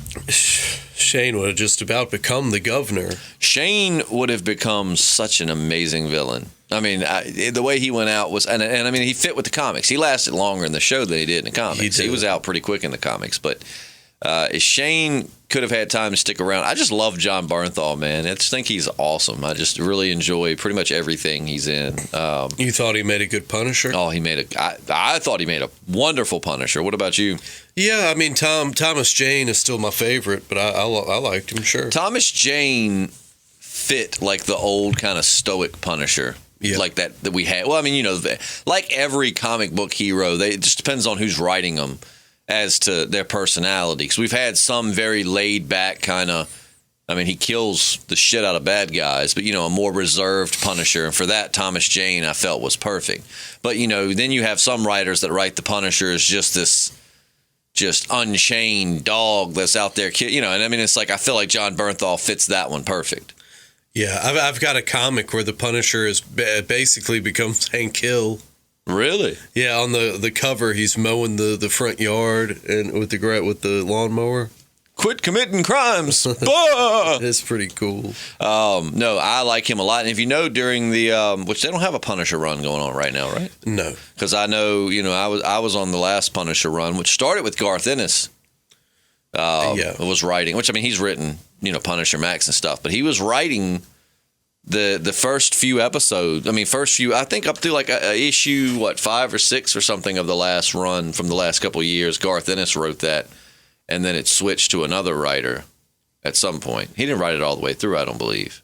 Oh, I don't know. You weren't on that one, were you? You got the first few issues, but I don't think you... Well, I got his last miniseries, A Punisher Soviet, I think it was called. And then I was going to say, that came after. But actually, during that Punisher run, right before Punisher Soviet, so this would have been like a year or two ago, they actually had made him look a little bit like John Bernthal, or Barenthal, I guess how you say it, in part of that. Like during the whole... what was it? When the Punisher had the War Machine suit, you know, there was a few issues in there where he kind of looked more like John Barenthal than he did previous. Yeah. But yeah, I hate that you didn't read the whole thing. It was really, you should get the trade. Yeah, we will. We will. Really good covers on that. And also, to the first few issues, I almost wonder. So Steve Dillon was the artist for the first few issues of the Punisher, and then he died rather quick. I guess unexpectedly to most people. So sad. Very sad. I have a little tribute preacher thing they did in the back of the comic books to him. But he was drawing it, and then Garth Ennis was writing it. And I wonder if Garth Ennis left it because of him dying. I don't know, but that was so sad. I need to double check because I'm pretty sure Garth Ennis started off that series. It could be that run. But anyways, sorry, I'm getting off course here. Well, we're jumping over to the latest What If, and we're starting out with Simba Trey. Big shout out to you, Simba. Hey, you know we love you. We do, and this is this is a face melter. What if the governor never met Rick and Daryl's group? Would Merle still have been his right-hand man and not betrayed him? Because from what I could tell, there was absolutely no problem between the governor and Merle. The only problem that came between them was later on when Merle heard about Daryl being alive and a part of Rick's group, and the governor was acting cold-hearted and didn't really care too much, saying there is always casualties in war. That's when Merle started to turn against the governor. Merle was killing and looting innocent people with the governor before knowing that Daryl was still alive. Once Daryl came back into the picture is when Merle truly, in my opinion, had true character progression. So it's a scary thought to think of what Merle would be if that never happened and didn't have good guy character progression, and that's very, very true. Oh yeah, no, I think that if Merle if it wasn't for Daryl, Merle would have continued being the governor's right hand man. He seemed very loyal to me. Oh yeah, he would have had no reason to not just keep doing what he was doing. And let's face it, Merle liked being bad. Oh, absolutely. He did. I mean, he got a kick out of all that stuff they were doing. So, yeah, I don't think he would have changed one iota. No, I think you said it perfect. I think that he was comfortable. He had a position of power, of trust. I don't think he had any reason to betray the governor. Just with Daryl. I mean, which is cool because it shows his loyalty to Daryl. Yeah. But no, that was a really cool analysis, Simba. So always making us think, man. I think you're exactly right. I might be wrong. Maybe Garth Ennis did not write the new Punisher. I know he wrote Soviet. Yeah, and maybe that's what I'm getting to. Because I just associate Stephen Dillon with Garth Ennis so much, especially for Preacher and other, But I might be wrong. So big comic fans, I apologize. I could be wrong. I know Stephen Dillon drew it up until he died around like issue 7 or 8. Ish. But I don't know why. I thought Garth Ennis was writing the first few. But again, I might have just because I associated him with Stephen Dillon. That was so just out of the blue, him passing away. I think the same guy wrote it the whole time. So, yep, I'm going to admit I'm pretty sure I was wrong. But, hey, Stephen Dillon did draw it until he passed away. Yeah. I liked his art style a lot. Oh, yeah, he was great. Anyways, back to The Walking Dead. Sorry. Beverious. Okay, here's a weird what if. What if the apocalypse didn't happen? Knowing what we know about the characters, where would the characters be? For example, would Rick and Lori's marriage survive normal life? Do you think they would still be together? I don't. I think that they were... I don't know, man. I've thought about that before, and I feel like if real life would have continued, I don't know. I mean, if they did, it would just be for Carl. Well, I mean, so the zombies never happened, but Rick is in that coma. So would she be boning Shane while Rick is in the coma, do you think? I think a lot of the Lori haters out there are going to be like, yes. I don't think so, man. I really, as much disdain as I had for Lori there towards the end of her run on the show, I don't feel like she was like this cheatingist. I think it's unfair to paint her as like this cheater because, I mean, it all in her reaction. Mm-hmm. If she was just cheatingist, just like ready to step out on Rick and bang his best friend, because somebody actually in the comments has said they thought that they had been banging before the apocalypse. But I mean, the thing is, look at her reaction to Shane. It wasn't like, crap, we can't do this no more. Rick's back. It was like, you lied to me. I thought he was dead. Like she seemed genuinely happy to have Rick back, and general anger at Shane for what she thought was lying to her to get in her pants. Yeah. I mean, she was furious at that. I mean, if they had been banging beforehand or had any inkling that they would have been banging beforehand, I don't think she would have reacted in the way that she did. I feel like her reaction says it all. But no, I don't think that she would be banging Shane behind Rick's back. I think the apocalypse made Shane what he was. I think that, you know, I mean, because we are different people. Like the you and me here are not the Justin and JP that would exist in that type of world. Right. And it's like, I feel like, you know, and I mean, it's, what is it? Nature versus nurture, kind of like we're shaped by our environment. And I feel like Shane in the regular world would have continued to be a loyal friend to Rick. I don't see them coming to odds over Lori in that regard. It's just the, you know, like I said, I still feel terrible for Shane, man, because we saw that all hell's breaking loose, right? I mean, look at this guy. Let's think about people, you know, all hell's breaking loose. People are killing people and zombies are eating people. And where does he go before he skips town? To the hospital to try and get Rick out. Right. He goes to, I mean, that's Shane at one point was a loyal, like brother-like figure to Rick. I mean, all that shit going down. He's risking his own life to get in that hospital and try to get Rick unhooked and wheel him out of there to save him. That's a friend. I mean, how many friends would just grab their shit and go? Yeah. Grab Lori and be like, ha, she's all mine now. Right. No, like Shane, it was a really tragic story. Like Shane actually went to the hospital in an attempt to save Rick and couldn't because he thought Rick was dead. He put his head to his chest. The machines weren't going. So it really is just, I don't think they hooked up out of like just, I mean, who's to say if they were attracted to each other or not before, but I don't think that there was any exchange of feelings with them beforehand. So I don't think that Shane and Lori would have ended up together in this world. I feel like grief and situation put them together. Maybe, but I think it is interesting to think about what was the nature of their relationship before the apocalypse. And maybe, you know, I'm sure maybe it was just, you know, my best friend's girlfriend. I don't know. But, and let's see, I think Dale would just be traveling the country in his RV, making Dale face it. Teenagers staying in the same campground for making too much noise. Dale be the kind of guy, like that's where if the Walking Dead universe like never had a zombie outbreak, Dale would probably be sitting in some RV camp. Kids be playing music and Dale would just be looking at him through the window with the Dale face, and then he'd hop off and walk over there and be like, let me tell you what kind of man I am. The kind of man that likes to sleep when he camps. Yeah. Turn your music down, son. Come on now. What would your mama think? Glenn would probably be pretty nerdy. He wouldn't be with a hot chick like Maggie. No. You know, pretty nerdy.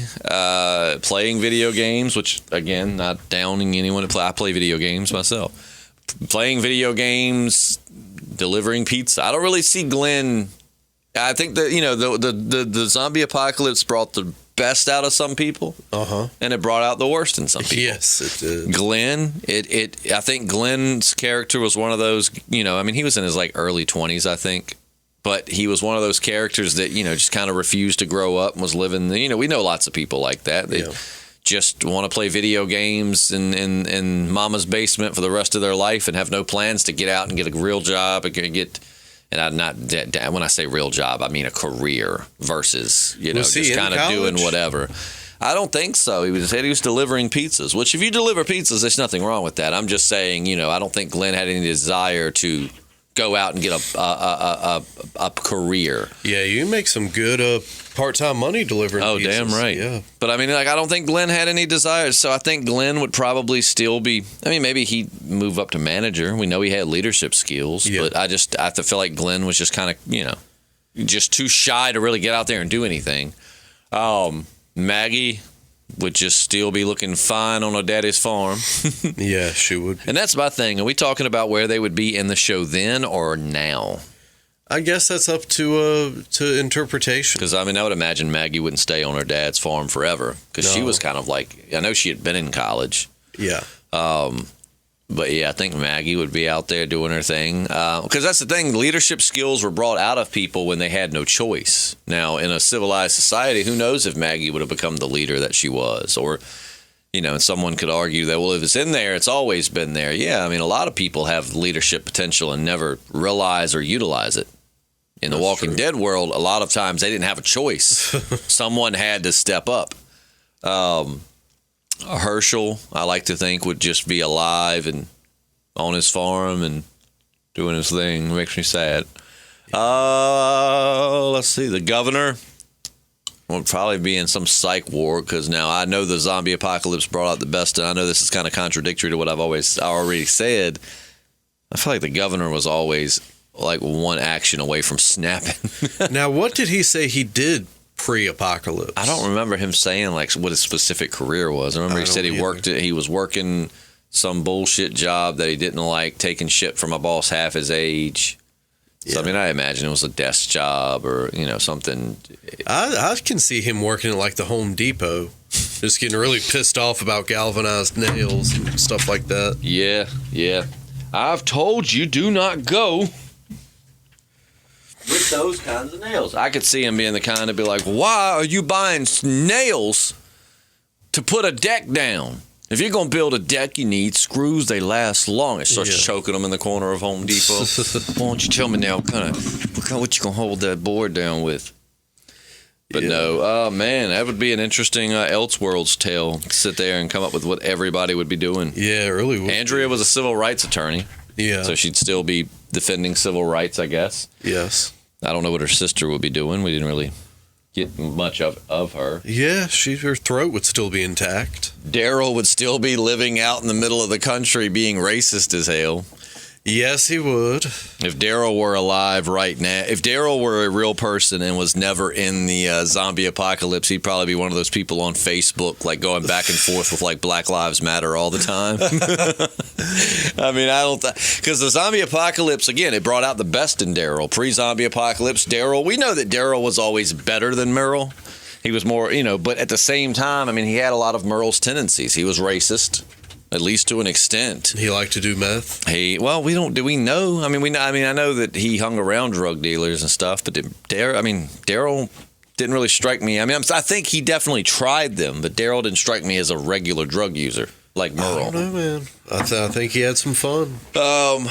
Yeah. But anyways, great question, man. It's fun to ponder. Yeah, it really is. And we've got some cool ponderances from Stefan Miller. Big shout out to Stefan. Shout out to you. What if Daryl would have put down Ezekiel like Rick put down Dwight, and Carol takes Michonne's role in the story, but not with the kid, but everything else? No. I don't want Carol Carol wouldn't be a good judge. I don't know. She kills people indiscriminately sometimes. I mean, she took two sick people and killed them in their sleep. Then they had a flu. Yeah. I mean, and don't get me wrong, it ended up being something terrible. But at the time, she just had two sick people, and then whereas most people's minds would go to, all right, we need to quarantine you. We need to whatever. Carol's thought was, I'm going to stab them in their head while they sleep, drag them outside, and burn their bodies. You don't get. It didn't even stop the outbreak. No, I mean, still, like almost everyone at the prison ended up dead, either by the virus or by the governor. Which Michonne is killed too, but at least Michonne's defense, she never killed anyone who wasn't trying to kill. You know what I mean? Yeah. Anybody Michonne killed was like after her, or she had a problem with. Like she killed the governor's men when they were hunting her down. She killed the governor because it's the governor. We know all the terrible things he's done. So Michonne at least has a moral compass, it seems. Right. Whereas with Carol, and I know Carol, again, one could argue Carol struggled with it. And that's something that JP and I have just honestly said we're tired of seeing in the show. Like, we get it. Yes. You're conflicted. My God, at this point, if you're not conflicted at some point, I don't know that you aren't psychotic, but you still do what you got to do. But, I really don't want to see Carol get Michonne's story arc in the comic. I don't either, man. Now, the Daryl putting down Ezekiel thing would be sad, but it wouldn't be sad in the same way that it was in the comics. Because Daryl and Ezekiel, I don't know, man. They had a relationship, but it's been kind of strained. And I don't know. It's hard to explain because Rick and Dwight weren't the best of friends either. But I don't know. They just had a history. And I don't know that it would have the same impact. It has to be, it has to be like Daryl killing Negan type deal. Yeah, and to me, it just doesn't make sense for Ezekiel to be that guy that Daryl has to put down, you know? I mean, can you see him just being like, no, Pamela has to die, and I'm doing it right here and right now? I could just see Ezekiel going, we will not live in a system of hierarchy. Wait a minute, your name is King Ezekiel. Yeah. Your home was called the kingdom. This is exactly what you should want. I just couldn't see Ezekiel losing his mind like that. Me neither. You really have to think. You have to think of, in terms of writing. You have to think about it like, all right, the reason why it happened to Dwight in the comics is because Dwight had been through that. Yeah. He had been under Negan's thumb and saw the danger of a dictator, and he was almost having like PTSD flashbacks in a way. Like this just took him back to a place, or back to a time when he was with the Saviors, and he knew all the atrocities that went unpunished, more or less, and yada, yada, yada. And so he just kind of snapped and was like, I'm not letting this happen to anybody else. This is what they're doing. This is what this is going to be. And Rick had to take him out to keep the peace. And it's like, I don't see Ezekiel going through that. I don't either, man. I'm really trying to think of who, if anybody, honestly, off the top of my head, it would be like Daryl, because Daryl lived, Negan had him prisoner for so long. And, but it would really have to be like a former savior. I mean, what former saviors do we have left? I mean, Laura got killed. Yeah. We know Arat they used a spearfishing gun on her on that episode, for killing that girl's little brother. Am I missing anybody? Do we have any saviors? We had, what was his name? DJ, I think, or whatever, but his head ended up on a pike. I think it'll have to be Negan, man, and I don't want to see it. I think that's how they're going to. Honestly, if I was writing this, I would, and you've heard JP and I say we want Negan to go on forever. We love Negan. Jeffrey Dean Morgan is just so fun to watch on screen. However, it would make the most sense because in Negan's mind, it would be like a reckoning. He sees himself in Pamela, and he doesn't want to allow that.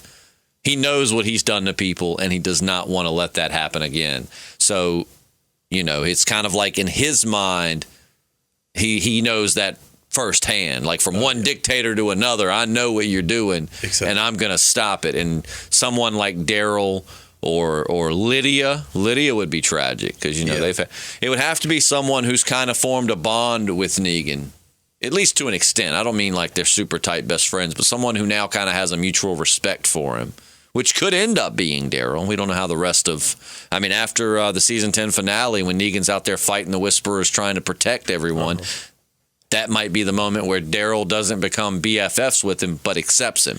Yeah. Forgives him in a sense. He forgives, but he don't... just kind of lets it go. Like, hey, I know he's done some terrible shit, man, but Negan is... he's more than... whatever. So Daryl and Negan, I see being the most heart-wrenching combo if they're going to recreate that scene. Daryl having to put Negan down to keep the peace.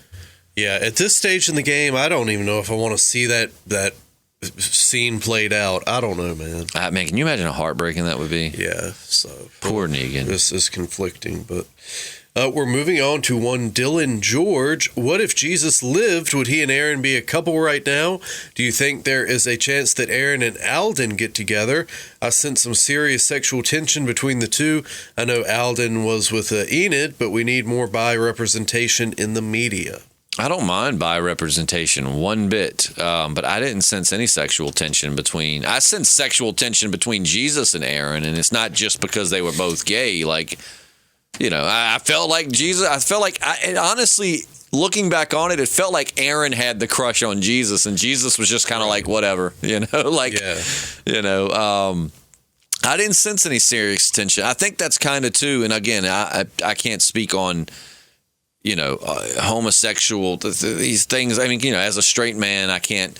But I feel like, too, one thing is sometimes, too, you have to be able to pair a gay man and a straight man together in a scene without there being sexual tension. Because then, that's that old, remember that old stereotype? Like, growing up, I'm sure you've seen people say it. Like, if there was a gay guy, it's like, I'm not changing in the changing room around him. And it's like, not every gay guy wants to get with every male in existence. You know, Right. they're just like anybody else. They have people they're attracted to and people that they're not. And I feel like if any man that you pair Aaron up with like that one-on-one, because we had him and Daryl together and people were saying, oh, Jesus and Daryl will get together. And I'm like, I'm not sensing they're friends just because Aaron's gay and he's with Daryl. I mean, don't you have, you know, as a man, I have female friends where there's no sexual tension. Like we're just friends, you know?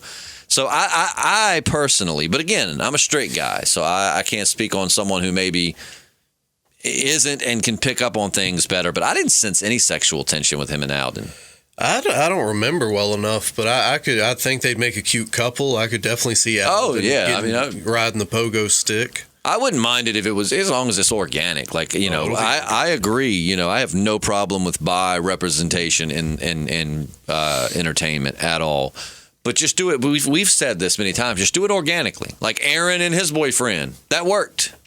You know, that they were gay. Cool. Like that's, you know, but Jesus in the comics was gay. And I've said from the beginning of this podcast, Jesus was my favorite character because it was just, you know, he was just a well-written character.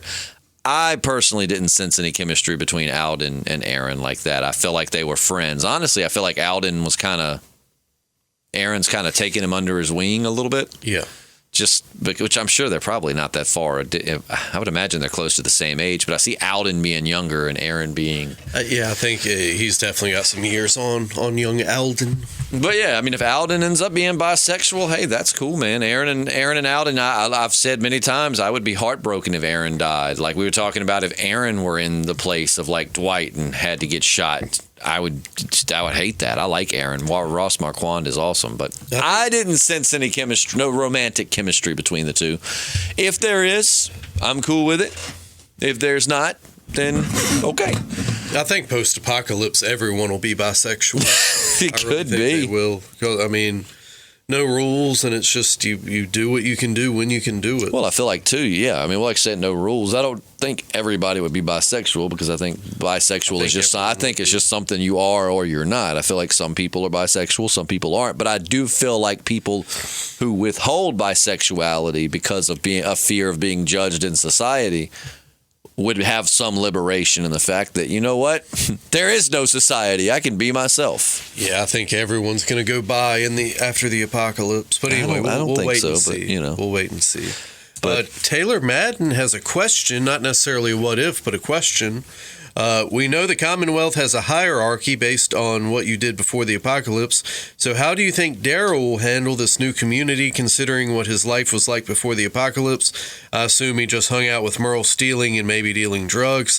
He is a leader now and also well respected with all the other characters. So how will that affect the story? That is a very, very interesting point because, I mean, we don't even know what Daryl did before the apocalypse. Remember, you had that whole scene right before they went into I think it said Big Spot. It was like a Big Lots knockoff, but remember where the helicopter fell through and that kid's asking Daryl, like trying to figure out what he did before the apocalypse? Like, we don't know what Daryl did before the apocalypse, so one, it'd be really cool to find out. What if he was like a government dignitary? But I mean, I imagine Daryl, honestly, if I had to picture a career, I'd imagine Daryl was like a mechanic. Like worked at a shop, worked on vehicle. We know he's handy with a wrench. We know he knows how to get vehicles up and going. He loves motorcycles. So I could see him working at a garage. I think he's probably at Walmart in like the recreation, say, you know, with the hunting stuff and the fishing stuff. And you don't want to use them bows. Yeah. No, I could see Daryl being a mechanic, into which I don't know, man. I don't think Daryl's going to put up with that. I think Daryl's going to be like, look, that's what I used to do, and I'm happy to help. But you know, my job's essentially Daryl's a soldier. Yeah. He's a fighter. You know, I mean, I don't want to use the term soldier and disparage people in the military, so I guess I'll say he's a fighter. I mean, in terms of the Walking Dead world, he's definitely like a Walking Dead soldier. So I mean, he definitely wouldn't take kindly if they were telling him this is all you're going to do. You know what I mean? Yeah. And I mean, that could lead to the conflict. You could have, you know, Pamela telling Daryl, like Daryl could be like, you're wasting you're wasting my time. I could be out there finding people. I could be out there fighting for this place. And, you know, Pamela saying, no, you know, I don't think Daryl would stick around very long. You think she would call him a grease monkey? Oh, God. Get to the garage, you grease monkey. I don't know. If she did, I'm pretty sure Daryl wouldn't take that very kindly. No, the mechanics do not like that term. I wonder why. They don't like that. We don't like when you call us that. Yeah. Rick was better. I miss Rick. Oh boy, but that's a really good question, and I can't wait to find out the answer to that question when they introduce that storyline. Oh boy, Stefan Miller is coming out the deep end, brother. Oh yeah? Oh yeah, he says Justin with Jesus versus JP with Michonne. Who would win in a tag team Justin and match Jesus in easy. The Walking Dead? Justin and Jesus. Well, for one thing, I'd be too distracted by Michonne's ass to fight anybody. I'd just keep sneaking peeks until I got my head chopped off or something. Well, the question's been asked, so you have to analyze this. The question's been asked before, back when we did Mail Call. If you're new to the channel, you should go back and check out our old Mail Call podcast. They're on the channel, and I think it's a whole playlist. We did that for a while, right? Like a year at least. Gosh, at least. And you basically, it's like Walking Dead What Ifs, except for you would just ask us random questions, and it could be about us or our thoughts on, whatever. Just ask, it was one of those open forums. You just ask whatever, and a big part of the why we quit is it just turned from like a few little funny sexual questions to just straight up like, JP, would you rather be in this person's ass or this person's ass? And it just turned into like what was that old lady? Dr. Ruth. But in there, someone had asked who would win a fight to the death, me or JP. And going back on that, we agreed. Well, JP said it. I mean, I'm not cocky, so I don't want to be like I would win. I had said, JP said he thought that I would win, but ultimately it would be I said I know JP has a tolerance for pain. And years of martial arts taught me one thing, is that you don't underestimate anybody. Sure. So I would not go into that fight thinking, okay, I would be thinking, okay, I need to beat JP. Not that I am, but I said, I think JP would put up a good fight. I think you meet someone like JP and he's just very, I mean this in a loving way, my man, I promise. But he's a very, he's goofy and just silly, and he never really gets serious about anything. And you think, oh, I'd whoop his ass. But that's the guy you don't want to sleep on, because, once you pull that out of him, I mean, I've known a lot of people that aren't, that are just silly and are not the I'll beat your ass kind of person. But that's because once you flip that switch and they go into that mode, it's a whole new person. I'm a man of peace, though. So I feel, being that JP himself, and I had said, okay, I can go with that, I would beat JP, but I do concede, I think it would be a tough fight. I think I would have to pretty much beat him completely to death to stop him. I see JP being one of those people that won't stop until he's physically unable to move. So we've deduced that I would win that fight. All right. So I'm a man of peace. No. Anyways, but now you got to look at the other two, Michonne versus Jesus. Okay, now Michonne can throw down. This we know. But Jesus ultimately is the best fighter in the Walking Dead universe. Probably. At least in the comic universe, we know he is. I mean, there's no one that ever takes him fist to fist. Beta kind of gets advantage of him for a little bit, but he also surprise attacks him too. Yeah. And then Aaron, of course, takes Beta out. But I don't know, man. I'm sorry to sound cocky here, but I'm pretty sure me and Jesus got this. Now, if I have to go against Michonne, I don't know. Does she have a sword and I don't? No, the odds would be even in that regard. No, I don't know, because Michonne's not a martial artist, is she? We know she knows sword fighting, but I mean, if you take away her sword, I mean, I'm not saying she's not scrappy, because she certainly is, but I mean, her sword is half of what makes her so deadly.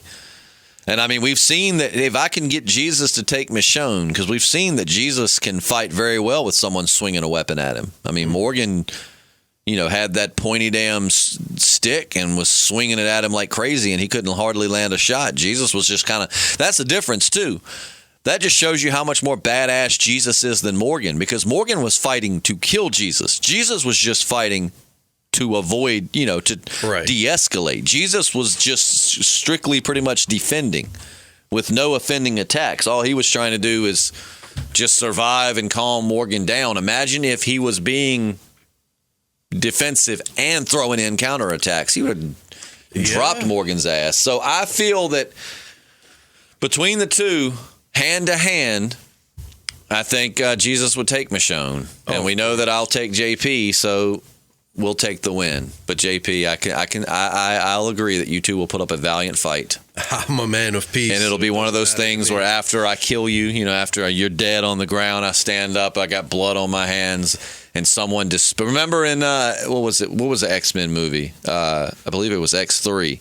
Where one of the mutants, after Professor X had died, disparaged Professor X, and you remember where Magneto was like, don't ever speak bad of him. He's done more for mutant kind than you or I can imagine. Something to that effect. I would be that way after I killed you. If someone was like, yeah, screw JP, I'd be like, you watch your mouth. That man died a warrior's death, and you will not give him anything less. No, I've basically adopted Morgan's mantra. No, you have not. I have. You have not. JP's. Anyway, so yeah, me and Jesus.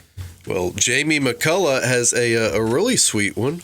What if instead of Glenn, Daryl gets Lucille because of Glenn's actions, and he's the one who gets taken to the sanctuary?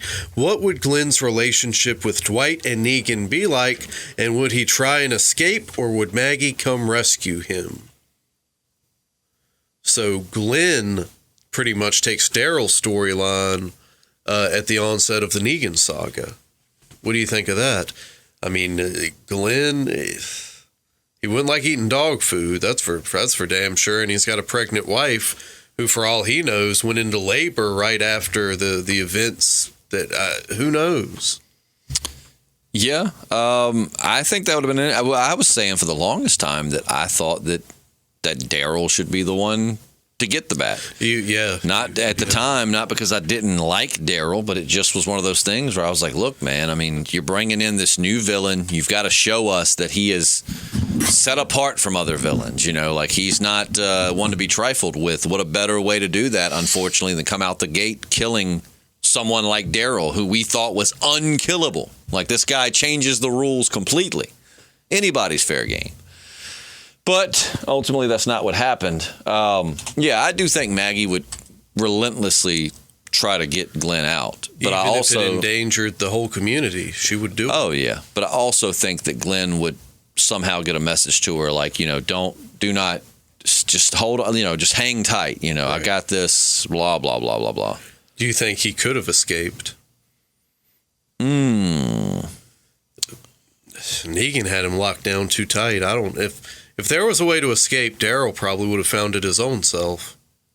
So, but that's fun to ponder, Jamie. I mean, it could have went any number of ways. Golly. Yeah. That is a really interesting scenario, though. Yeah. Allie Smith has got another really interesting scenario. What if one of the members of our group, other than Abraham, volunteered to get Lucille in the lineup? I exclude Abraham because he low-key volunteered in refusing to back down, which led to his death. For example, if Rosita were to volunteer, would Negan kill her? How about Carl, Sasha, Daryl? Do you see Abraham as in a way sort of goading Negan into killing him? Oh, yeah. Yeah. I don't think Abraham wanted to die, but I think Abraham was fully ready to die to save everybody else's life. He took the bullet for the group. Absolutely. I think he knew, when he puffed up to Negan, when Negan was coming down the line, I think he knew what he was doing. I think he knew that that this is probably going to get me killed, but if it saves everyone else, so be it. Whatever, No, Abraham died a hero. He was a hero. Abraham died an absolute freaking hero, man. In my mind, he somewhat sacrificed himself for the group. Because when you're looking, I'm no psychologist, but I think if you or I put yourself in their position and see Negan from their eyes, you're already dealing with someone who has power and an ego. Yeah. And when someone has an ego, what do they like less than almost anything? They don't like to be challenged in front of people. That's true.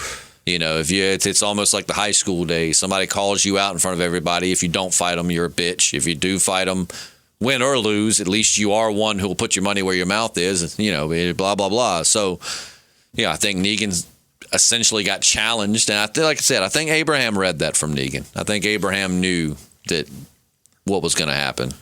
Yeah, and Negan had to look at Abraham and be like, this guy's their muscle, if I'm going to get rid of somebody, it's going to be their muscle. Oh, yeah. He was killing a lot of birds with one stone. I mean, this guy's defiant. I've got them dead to rights. Even their leaders over there blowing snot bubbles, terrified right now. And here's this one guy that when all else fails and I get up to him, possibly going to kill him, he stands up. Yeah. Like, this isn't someone I can control. This isn't someone that, so no, I think Negan, like he told Maggie. And I mean, part of me thinks that Negan was just telling Maggie that stuff in the cell just to get her to kill him, trying to rile her up, when he was talking about how much he enjoyed killing Glenn and Abraham. But I do think it was decided from the moment he started that Abraham was going to get the bat. I don't think that, because who did they say if they were in his place, if it would have been what woman instead of, what was it?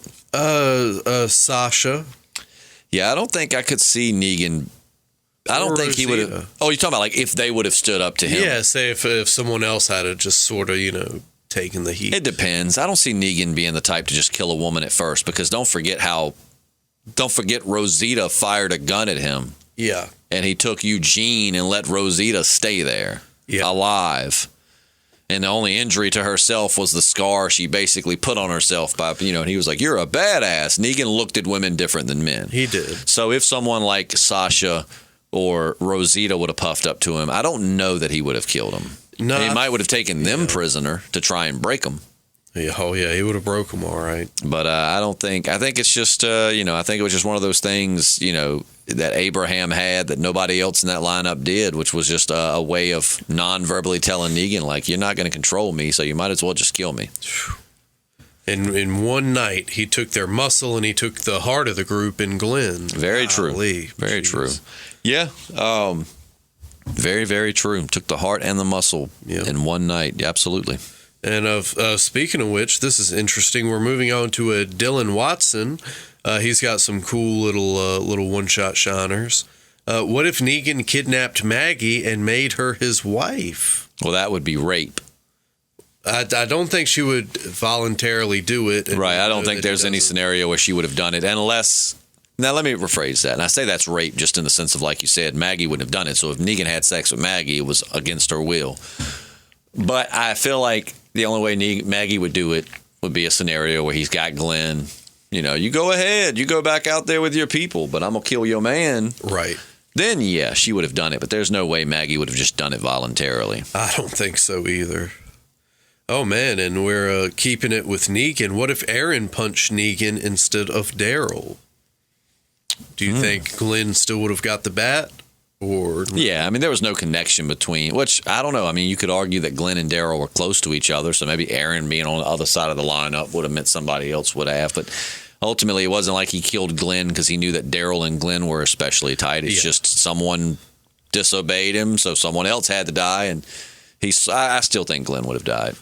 Yeah, same here. I think that was just destined to be. And if it won't Glenn, my next choice would have been Daryl. If it would have been Aaron to punch him, he'd have been like, well, this guy's already about half dead. Let me go ahead and finish him off. Oh, man. What if Madison met Rick? Would they have gotten together? Can you imagine that power couple? I could see that. I think that's what we were saying a while back, right? Before Rick and Michonne kind of hooked up, we were thinking like with the fear thing. I think that's what we were thinking. I think that would have been the closest thing to him being with Andrea, like in the comic book. Oh, absolutely. And I'd still love. Well, I mean, I guess that you can't do that without like killing off Michonne. So I don't necessarily want to see it in the future, but God, it would be cool. It would be very cool because they're both two attractive people. What if the governor met Abraham? Would he win a fight against him? I think we actually talked about that not too long ago. No, I think Abraham would beat the governor. Yeah, absolutely. He'd get him on the ground, and it would be over. Mm-hmm. What if Nick came on The Walking Dead and tried to steal Maggie away from Glenn? Jeez. I don't think he would succeed. Dylan trying to throw Maggie's ass to everybody. Poor Glenn. Yeah. No, I don't think it would have worked, man. No, I think she was just. I think that Glenn was her person. Yeah. Now, in the current set of circumstances, with Glenn being dead, maybe I could see them together. Well, no, she ain't getting with nobody named Dante now. No, that ain't. No, that's not going to happen. What if Merle and Glenn went to kill the governor together in season 3? Don't know if they would have succeeded. Yeah, at that time, Glenn wasn't the greatest of fighters, and Merle couldn't do it on his own when he tried. So I don't know that Glenn. I mean, Glenn would have been an extra gun. I mean, I'm sure there are situations where, yeah, they probably would have won, but I don't see it working out well. No, that was a suicide mission just from the get-go. In our opinion, what kid in The Walking Dead would you want to be yours? Carl or Chris or Charlie or Henry? And could you keep that kid safe? Chris. Who's Chris? That's what I'm wondering. Henry, no. No, Jesus, no. Judith. I like Judith. Yeah, I would, if I could pick one, golly, that's as you know, I don't really even care for kids all that much. Ooh. Yeah, I'm going to go with Judith. I know that wasn't a choice. What were the choices? Chris, Charlie, Henry, Carl. Oh, no. You know what? I'm going to pick Carl. Yeah. I mean, he was a little shit in the beginning, and it really annoyed me, but that was because I wasn't his dad. Yeah, since I don't really, I wouldn't want one either way. I'll go with Carl as well. But, man, we'll wrap it up with our old faithful friend, Eternal Wreck. Yeah. What if Daniel Salazar was on The Walking Dead and met Beta? Would he recognize him as a musician? And do you think he would join the Whisperers? No, Daniel would not join the Whisperers, but yes, he might represent. Which the thing is, I believe Daniel definitely would recognize him because we even had that random Whisperer recognized him without his mask, but it's without the mask. I don't think Daniel would recognize him with the mask, but if he saw him without the mask, definitely. But I don't think Daniel would join the Whisperers, man. No. We know he can see red and go crazy, but I think he would be like, yeah, no, these people stink. They live in the woods. Right, yeah. Daniel out. But Eternal Wreck, we love you, man. We appreciate you. We do love you. We love everyone who commented and everyone who's just listening and everyone in the whole wide world. Absolutely. So thank you so much for your love and support, and I can't wait to see you back here. We'll probably find something Walking Dead related this week to drop just because we are trying to drop a little more Walking Dead content. Oh, so for sure. Be on the lookout for it. And patrons, we'll see you tomorrow. If you're into the podcast, check out our Patreon. For as little as $1 a month, you get 8 extra podcasts. And I don't know about you, but to me, that sounds like a great deal. Yeah, great savings. And if you want to do $5 or $10 or $20 a month, that helps us out even more. $1 million per month. Yes. Yes. But yeah, we'll catch you soon. I'm Justin. I'm JP. And we're the Podcasting Dead.